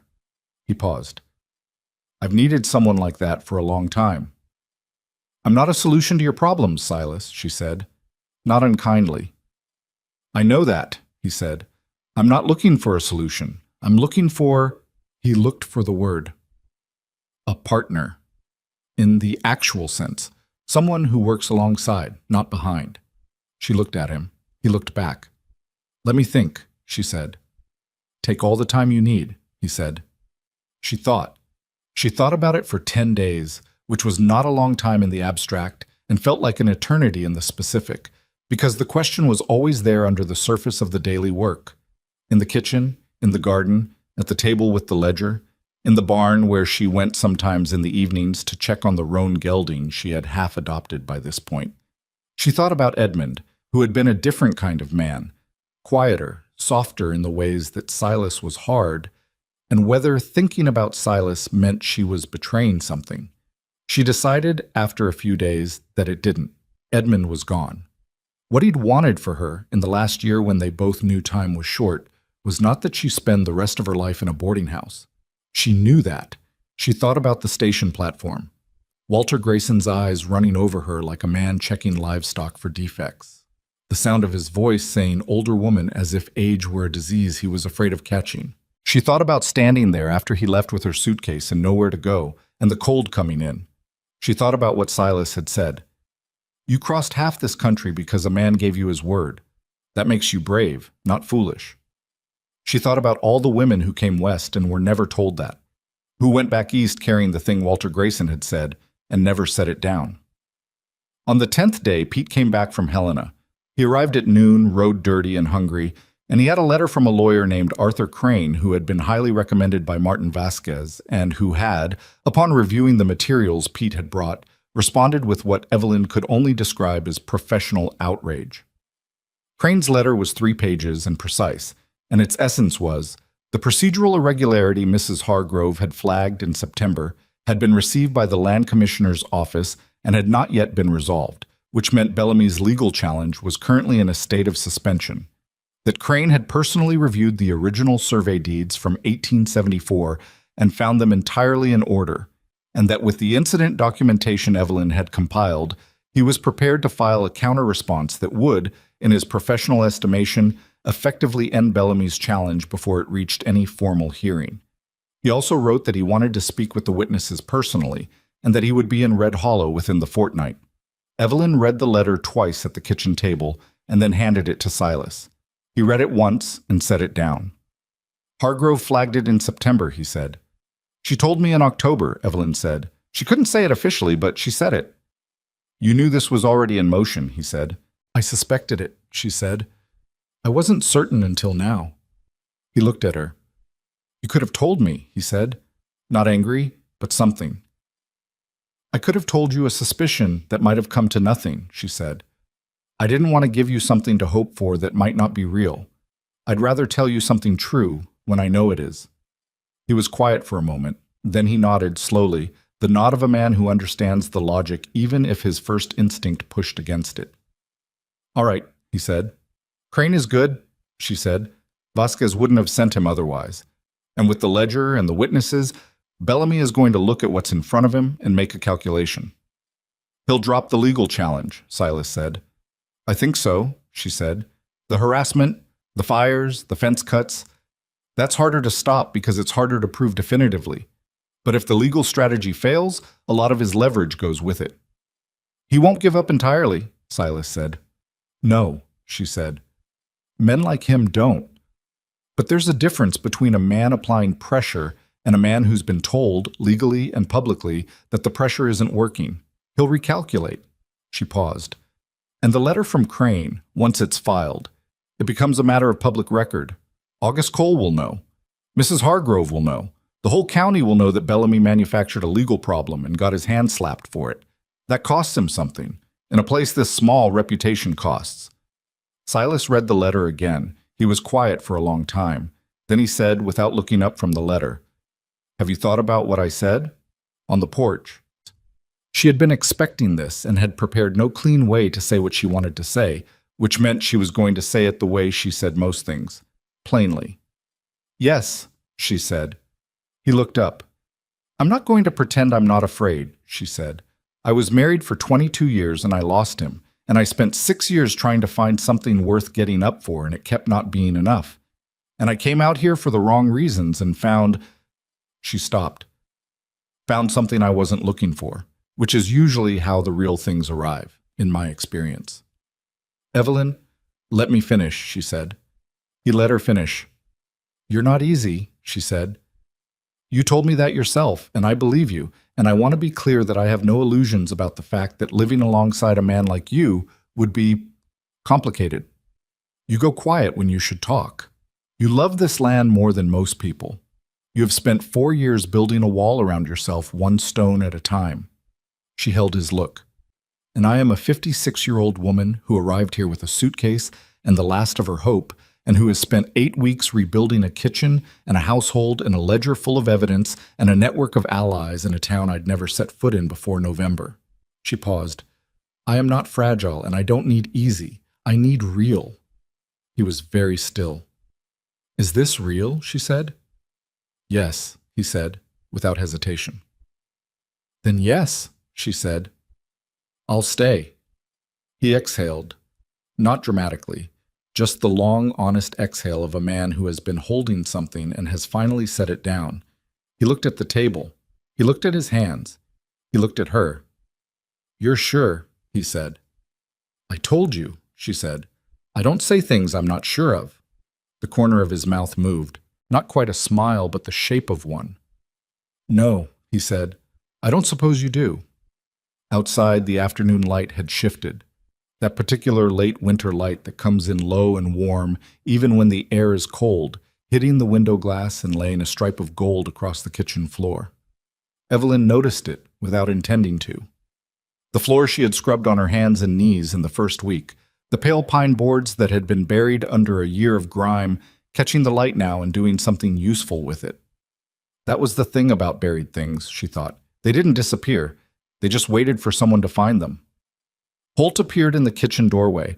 He looked at the letter on the table and at Silas and at Evelyn, and whatever he saw in the room made him pause. "Everything all right?" he said. "Crane's coming in 2 weeks," Silas said. "Get the men together before supper. I want to tell them myself." Holt looked from Silas to Evelyn. He was a perceptive man, which she had known from the first week, and she could see him reading the room with the accuracy of someone who has worked alongside a person long enough to know their baseline and notice when it's shifted. He looked at her for a moment. Then something in his face, in the careful, weathered, not easily given face of a man who had been holding this ranch together through absence and difficulty for years, something in it eased. "Yes, sir," he said to Silas. And then to Evelyn, "Supper smells good." "It'll be ready at 6, she said. He nodded. He went back out into the yard, and she heard him call to Dutch across the cold air. And then the ordinary sounds of a working ranch resumed around them. Horses, wind, the distant sound of the cattle Silas had spent 20 years building into something worth fighting for. Silas stood up. He picked up Crane's letter and folded it carefully. He looked at Evelyn with the look she had learned to read. Not the rancher's look, not the problem-solving look, but the underneath one, the one that was older and truer and had spent 4 years with not enough room to breathe. "Thank you," he said. "For which part?" she said. He thought about it honestly. "All of it," he said. "Every part of it." She picked up the coffee cups and took them to the basin, and the day continued the way days do, without ceremony, into what would come next. Arthur Crane arrived on a Tuesday, 2 weeks to the day after Pete had ridden to Helena with the letter. He was not what Evelyn had pictured. She had imagined a lawyer from Helena would look like authority, pressed suit, soft hands, the particular confidence of a man who spent his life in rooms rather than on land. Crane was 40-something with a road-worn coat and ink-stained fingers, and the kind of face that had listened to a great many people describe their problems and had learned to do so without telegraphing what he thought until he was ready to say it. He shook Silas's hand and then Evelyn's, and when he shook hers, he held it a moment longer than formality required. "You compiled the incident ledger," he said. "I did," she said. "I read it 3 times on the ride down," he said. "It's the clearest documentation of a harassment pattern I've seen in 15 years of land disputes. You organized it well." "I had good witnesses," she said. "You had 8 men who'd seen things happen and hadn't written any of it down until someone asked them to," he said. "That's not the witnesses, that's you." She put coffee in front of him and let him get to work. Crane spent the first day with Silas going through the original deed papers from 1874, the survey documents, and the correspondence from Bellamy's lawyer. Evelyn sat in the kitchen and listened through the open office door without pretending she wasn't listening. She heard Crane use the word manufactured twice and the phrase procedurally defective once, and she heard Silas's voice go from the tightly controlled tone he used when he was managing anger to something that sounded by late afternoon like cautious relief. At supper, Crane ate with the men and talked more than she expected. He asked Dutch about the fence cuts with the specific interest of a man building a mental map, asked Holt about the timeline of the hay barn fires, asked Pete about the night of the second fire and what direction the riders had gone. He wrote in a small notebook while they talked. The men answered him with the straightforward accuracy of people who had spent 2 months giving Evelyn accounts of the same events and had gotten used to the discipline of saying what they saw rather than what they assumed. After supper, Crane sat at the kitchen table with Evelyn while Silas went out to check the horses. "Tell me about Bellamy's visit," Crane said. "The one in person," she told him. She told him what Bellamy had said and how he'd said it and what she had seen in his face when Silas refused, the way the easy smile went away and became something more careful. She told him about the look Bellamy had directed toward the garden, toward her. "He mentioned the new faces," she said. "He said it like an observation. It wasn't." Crane looked at her. "He was noting that Crow had reinforced his position," he said. "People around him. Allies." "That's what I thought," she said. "Did it worry you?" She thought about it honestly. "It told me we were doing the right thing," she said. "When a man like that starts noticing what you're building, it means what you're building is working." Crane wrote something in his notebook. Then he looked up. "Mrs. Hartwell, how long have you been here?" 10 weeks, she said. He looked at her for a moment. "In 10 weeks, you compiled a legally usable incident log, established a witness network in Red Hollow, identified the procedural flag on the land office filing, and got a letter to my office that contained enough organized information for me to build a counter-response without a preliminary investigation." He said this the way he said everything, without drama, just as a set of facts being assessed. "Most ranchers I work for have been dealing with disputes for years before they think to do any of that. Most ranchers haven't lost a property to a paper problem before," she said. "I have. You learn." "All the same," he said. Silas came back in from outside. He looked at the two of them at the table and then at Crane's notebook. "Are we ready?" he said. "I'll file the counter-response on Friday," Crane said. "I want the witness statement signed before I go. I'll need each man to put his name to what he told me tonight, and I'll want Mrs. Hartwell's signature on the ledger as the compiler." He paused. "The procedural defect in Bellamy's filing is substantial. The Land Commissioner's office has already flagged it internally.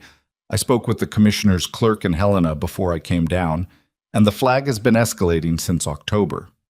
What my response does is formalize what they already suspect, that the survey question was manufactured, that the filing was made in bad faith, and that there is a documented pattern of physical harassment intended to coerce a land sale."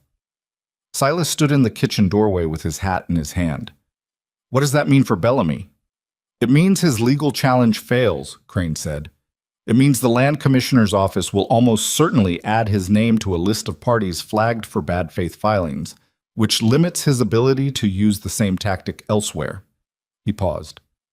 It means, practically speaking, that he loses the paper war. The physical harassment, the fence cuts, the fires, is harder to prosecute directly without someone willing to testify they were ordered to do it. But a man who's just lost a public legal battle with a finding of bad faith tends to become more cautious about what he does next. Tends to, Silas said. Tends to, Crane confirmed. I won't tell you he becomes a reasonable person. Men like Garth Bellamy don't become reasonable. They become more careful. He looked at Silas steadily. Which means you don't stop documenting. You continue what Mrs. Hartwell started. Every incident, every witness, every date. If he acts again, you have a record that's already been cited in a formal proceeding. That changes the calculus for him significantly. Silas nodded. He was quiet for a moment. And the east pasture, he said. It's clear. It was always clear, Crane said. We're just making the clarity official. Evelyn watched Silas take that in. She watched the thing that happened in his face. Not dramatic, not visible to someone who hadn't spent 10 weeks learning to read him, but real. The weight of 2 years and 2 barn fires and 3 fence cuts and 100 sleepless nights settling out of him by degrees, the way sediment settles in water when the current finally stops. He looked at her. She looked back. I'll put the kettle on, she said. Crane got his signatures the following morning. He went man by man through the ranch hands with the ledger and his notary stamp, and each man signed his name to his own account with the particular gravity of someone who understands they are doing something that matters. Dutch signed last and handed the ledger back to Evelyn. Good ledger, he said. Good witnesses, she said. He made a sound that from Dutch counted as effusive and went back to work. Crane left on Thursday. He shook Silas's hand at the wagon. You'll hear from me within the month, he said. Possibly sooner. He looked at Evelyn. Mrs. Hartwell. It was a genuine pleasure. Come back when it's resolved, she said. I'll make a proper meal. I'll hold you to that, he said. He drove out, and Silas stood in the yard and watched him go, and Evelyn stood beside him the way she had been standing beside him for 10 weeks now, close enough to be present, far enough to leave him room to be himself. How do you feel? She said. Like I've been underwater for 2 years, and someone just pulled me up, he said. That's a reasonable description, she said. He looked at her. I want to show you something, he said. This afternoon, if you can spare the time. I can spare the time, she said. He took her on horseback, the roan gelding for her, which she'd been riding occasionally now, and his own bay for him, up the east ridge above the ranch. She had not been up there before. The trail was steep enough that they went single file, and she didn't try to talk, just leaned into the horse's movement and watched where they were going. The top of the ridge opened onto a view that stopped her. The valley spread out below and to the south, the full breadth of it. The Crow Ranch in its center with the house and barn and outbuildings laid out like a map of everything she'd been living inside for 10 weeks. The river was a silver line to the north. The mountains were enormous and close, and the sky above them was the deep blue she'd seen from the train window when she arrived. That blue that didn't exist back east. She sat on the roan and looked at it for a long time. I come up here when things get bad, Silas said beside her, when I need to remember what I'm holding. I can see why, she said. Clara used to say the view made the problems smaller, he said. I always thought that was sentimental. I'm a practical man. The problems aren't smaller because of a view. But, she said. But they're the right size, he said. Up here I can see how big they are and how big everything else is at the same time. That's different from smaller. She looked at him. He was looking at the valley. That's not as unsentimental as you think it is, she said. He looked at her. No? No, she said. That's exactly what people mean when they say a view makes things smaller. They don't mean the problems shrink. They mean they can finally see the proportion. She looked back at the valley. You've always understood it. You just had a different word for it. He was quiet. The horses moved slightly, adjusting their weight, breathing the cold air. I want to build something up here, he said. A porch, just a simple structure, overlooked the valley. I've been thinking about it for years. He paused. I'd like to build it now. She understood what he was saying and what he wasn't saying. Then build it, she said. He looked at her directly. I'd like to build it for us, he said. If that's... I want to be clear about what I mean. Not the house. The house is full of things I'll carry regardless. But this, up here, this could be something that's just ours, without history in it. She thought about Edmund's photograph on the washstand. She thought about Clara's kitchen garden, which she had coaxed back to life. She thought about all the ways two people carried the people they had loved before, and whether that was a weight or a foundation, and she had decided somewhere in the past 10 weeks that it was a foundation. That you didn't build on empty ground. You built on everything that had come before, because that was the only ground there was. Yes, she said. Build it. He nodded once, the way he nodded when something was decided. Then he looked at the valley again. I'd like to get married in the spring, he said. If that's... I want to ask you properly. On the ground, not on a horse. You can ask me on a horse, she said. He looked at her. There it was. Not quite a smile, but the full version of the thing that had been the cousin of a smile for 10 weeks. It changed his face. She hadn't seen it before, not fully, and it was worth the 10 weeks of the almost version. Will you marry me? He said. Evelyn Hartwell. Will you stay? I already said I'd stay, she said. That was staying, he said. This is different. She looked at the valley. She thought about the station platform in November, the cold, the suitcase. Walter Grayson's voice saying older woman without apology. She thought about how a person could travel halfway across the country chasing the wrong thing and find the right thing in the place where the wrong thing abandoned her. She thought that there was no clean lesson in that, no tidy moral. Life wasn't like that. It didn't arrange itself into lessons. It just kept going, and occasionally, if you stayed on your feet long enough, it handed you something real. Yes, she said. They were married in the spring, the second week of April, when the ground had softened in Clara's kitchen garden, Evelyn's kitchen garden now, in the way that things become yours when you tend them long enough, had the first green showing through the turned soil. The ceremony was in Red Hollow, at the courthouse, because neither of them wanted anything elaborate.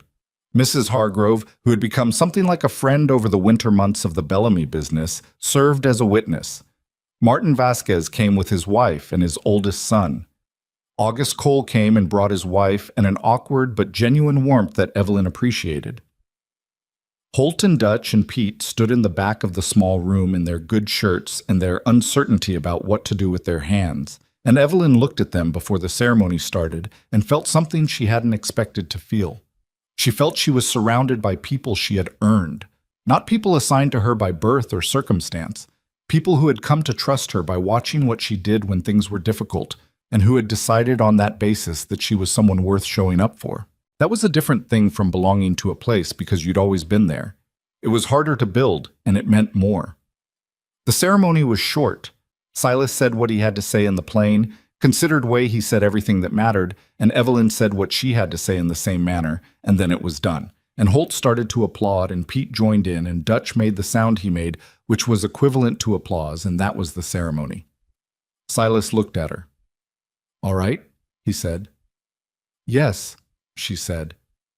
Crane's formal response had been filed in February. The land commissioner's ruling came in March, 3 weeks before the wedding, and it was what Crane had predicted. Bellamy's challenge was dismissed on procedural grounds, with a notation of bad faith conduct attached to the filing. The East Pasture title was confirmed as clean. Silas had read the ruling at the kitchen table and then folded it and put it in the strongbox with the original deeds from 1874, and he hadn't said much about it, which was how she knew it had hit him harder than he wanted to show. She had let him be quiet about it. Some things didn't need to be processed out loud. Bellamy did not disappear. Men like him rarely did, and she had been honest with herself about that from the beginning. He was still east of them, still running his operation, still a man who had tried to take something that didn't belong to him and been told publicly that he couldn't. What changed was the way he operated. The fence line held through February and March without a cut. The hay barn, the third one, rebuilt again by the men in January, stood. There were 2 incidents in February that went into the ledger. A water trough on the east pasture found broken, a gate found open in a way that was possibly careless and possibly not, but nothing like the fires, nothing that crossed into what a court would call clear. Holt said, one evening in March, "He's waiting." "For what?" Pete said. "To see if the new situation changes things," Holt said. He meant the wedding, which had been announced in Red Hollow by then. A man like Bellamy recalculates when something changes. He's figuring out what it means. "It means we have more people," Dutch said. This was, by Dutch's standards, a speech. He was not wrong. What Evelyn had built over the winter, the network of relationships in Red Hollow, the signed witness accounts, the ledger that now had 7 months of continuous documentation, was not a wall exactly. It was more like a community that had become aware of itself. August Cole talked about the Crow Ranch with the investment of someone who had put his name on something. Martin Vasquez had, in February, organized 3 of his neighboring ranchers to establish a mutual agreement about fence line monitoring. They would watch each other's boundaries and report anything irregular.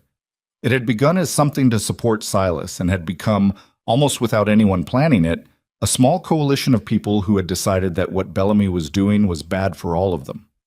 Evelyn hadn't engineered that. She had started a conversation in a general store in November, and the conversation had continued without her, which was what conversations did when they were about something true.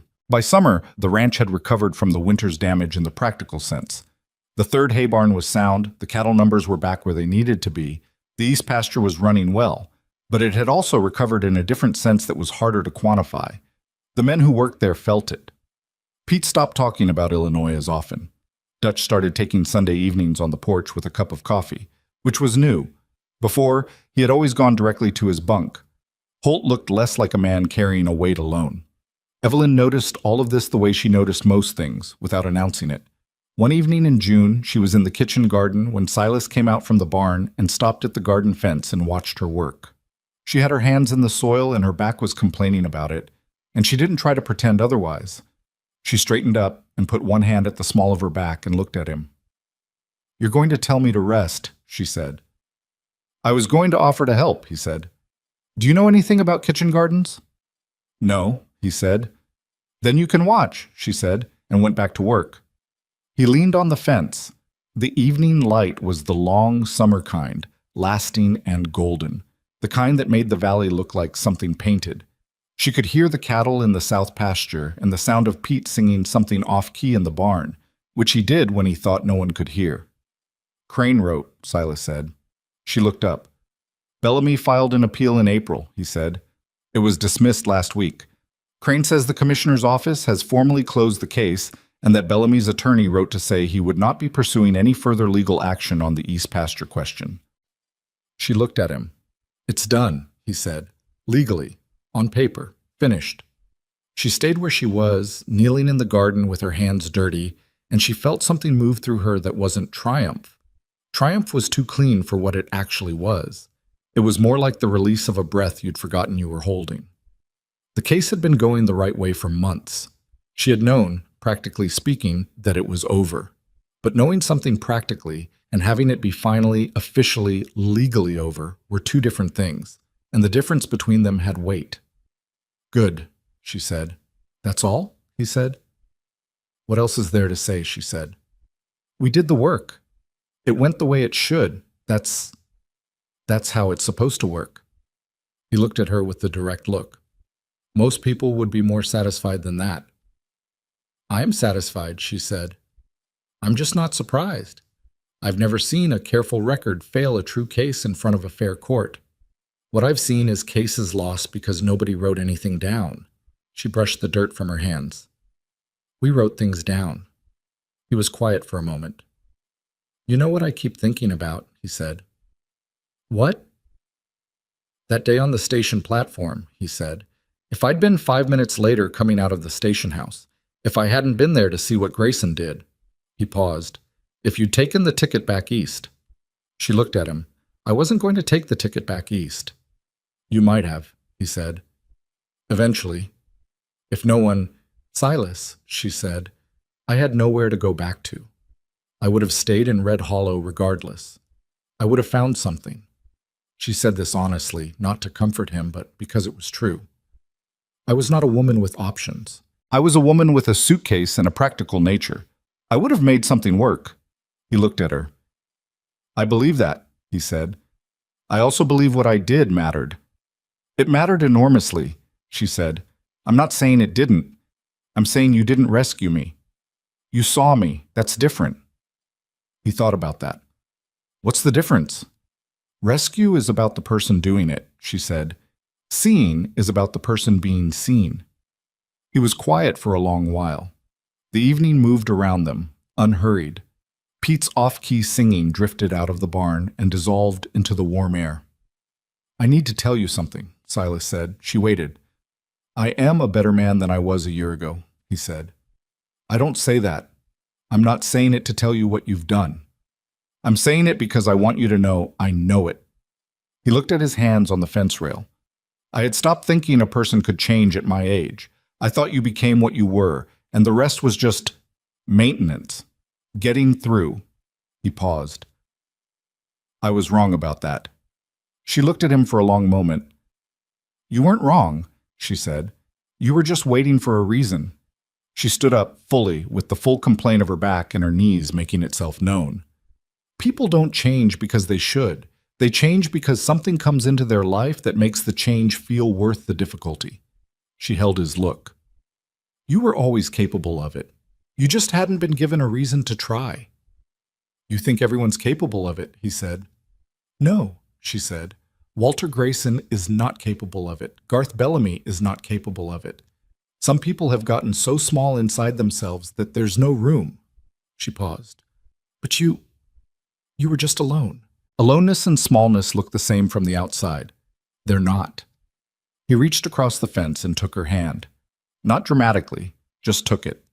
Her hands were dirty. She didn't mention this. They stood in the garden in the evening light, and the valley was enormous around them, and Pete was still singing, and somewhere in the south pasture a cow was making her opinions known, and the kitchen garden was growing under her feet, and it was not perfect. It was not even close to perfect, because nothing real was. But it was hers. In September, Silas finished the porch on the ridge. It was simple, the way he had said. A platform of good lumber with a railing facing south over the valley, accessible by the trail they had ridden together in April.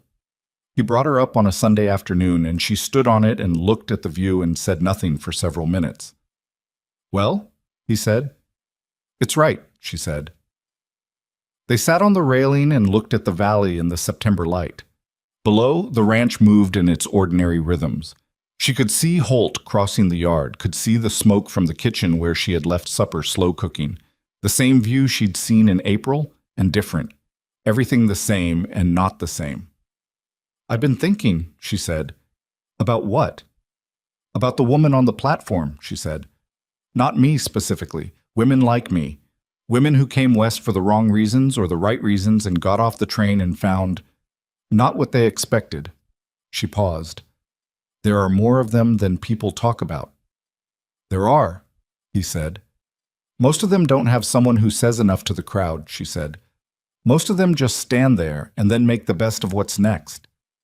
She was quiet. I've been thinking about what I would say to one of them, if I could. What would you say? He said. She looked at the valley. I'd say that what gets taken from you doesn't define what's left, she said. That you are not the sum of your losses, even when it feels that way, even when the losses are so heavy that you can't imagine anything weighing more. She paused. And I'd say that courage doesn't look the way people think it does. It doesn't announce itself.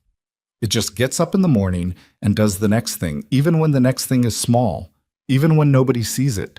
She looked at her hands, the rough, work-cracked, useful hands of a woman who had spent a lifetime doing things. It looks like this, she said. It just looks like this. Silas looked at her for a long moment. You should say that to people, he said. Not just think it. I'm saying it to you, she said. I mean more people, he said. She looked at him. He was serious. I'm a rancher's wife in Montana, she said. Who am I going to tell? Whoever needs to hear it, he said. That's always been true of you. You don't wait to be asked before you do the thing that needs doing. She looked back at the valley. She thought about August Cole's general store, about Mrs. Hargrove and her tea, about the younger women who had been coming to her over the months with questions, about managing households, about difficult husbands, about the kind of practical, unglamorous problems that didn't have obvious answers and needed someone who had been through enough to think clearly. She had been answering those questions as they came, without naming it as anything. Maybe that was enough. Maybe that was, in fact, exactly the right size for a life. Not grand, not celebrated, but useful to the people in front of you, on the days when they needed it. Not saving anyone, just seeing them the way she had once needed to be seen. I already do, she said. He put his arm around her. She leaned into it, not because she needed the support, but because she wanted it, which was different. And the difference was everything. Below them, the ranch moved on in the last of the September light, and the mountains held the sky the way they always had, indifferent and magnificent. And the valley that Silas Crow had spent 20 years building into something worth fighting for was going to be there tomorrow and the day after that, tended now by 2 people instead of 1. The woman who had arrived at Red Hollow Station with a single suitcase and a worn photograph and no clear sense of what came next had found, in the wreckage of the thing she'd traveled for, something she had not thought to look for. Not security, not rescue, not even love, exactly. Though love was in it, the difficult, unromantic, daily choice kind that built itself slowly out of honesty and work and the willingness to see another person clearly and be seen in return. She had found a life that fit her. And she had learned, at 56, in Montana, in a kitchen she had scrubbed on her hands and knees on the 3rd day of a 3-month arrangement that had turned into the rest of her life, that this was not a small thing. It was, in fact, the whole thing. It had always been the whole thing. The age just meant she finally knew it.